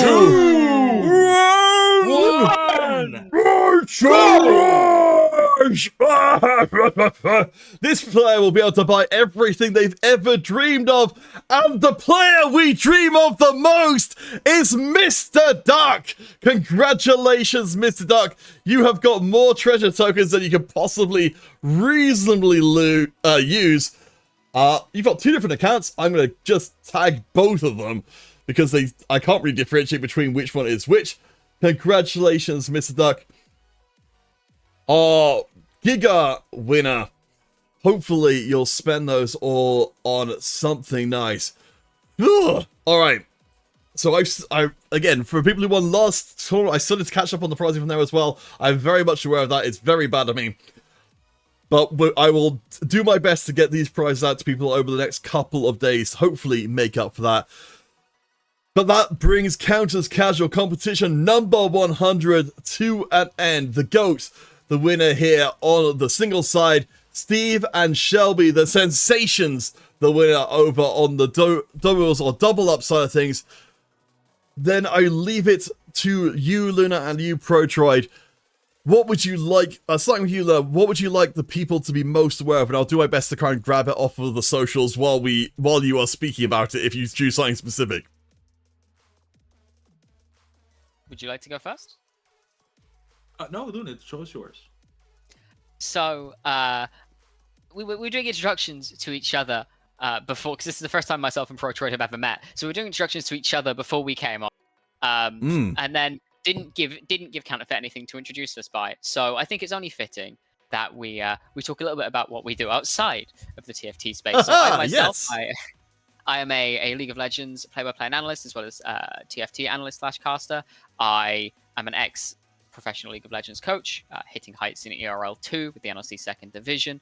I also have been a team manager for the past year and a half and started up my own esports organization in Celestial Esports in the last few months with a very good friend of mine called Cliff, which has been going very, very well. As it stands, we are competing in amateur tournaments, some very small named ones such as Valence League, Ultimate Esports. Valence League might be known to yourself, Counterfeit, from the past, and looking to go to higher heights in the future. And above all, I'm the local idiot, so I'll always bring a laugh where I can. And I'll say too, I'm the... No, I was just saying, I'm just going to drop the Celestial Esports all around the place to see if we can boost up that social presence a little bit. But yeah, Protroid, what would you like the good people to have front of mind as we end out here today? Well, I can say I am the idiot from a different locale over here in the United States. And in my particular corner of the United States, I am the director of broadcaster education for a group called Garden State Esports. We are a educational nonprofit designed of creating scholastic esports experience for middle, high, and college to university students. So it is absolutely incredible work that I get to do. I have a gaggle of student commentators that are always constantly surprising me event after event after event. You can find us at gscesports.org, and if you want to hear more from any of us, gscesports.org on Twitter, and I am also on Twitter, Protroid and Blue Sky as well, as you see below me. All right, I'm trying to gather up as many different links as possible for this. You know, if I'd been a bit more organized, I could have had this all sorted out ahead of time, because this shouldn't have been a surprise to me at all. Well, the last thing we need to do then, as we will have our next tournament occurring in 2 weeks' time on the 21st of June. That will be a double-up event, so make sure to gather your friends close for that one.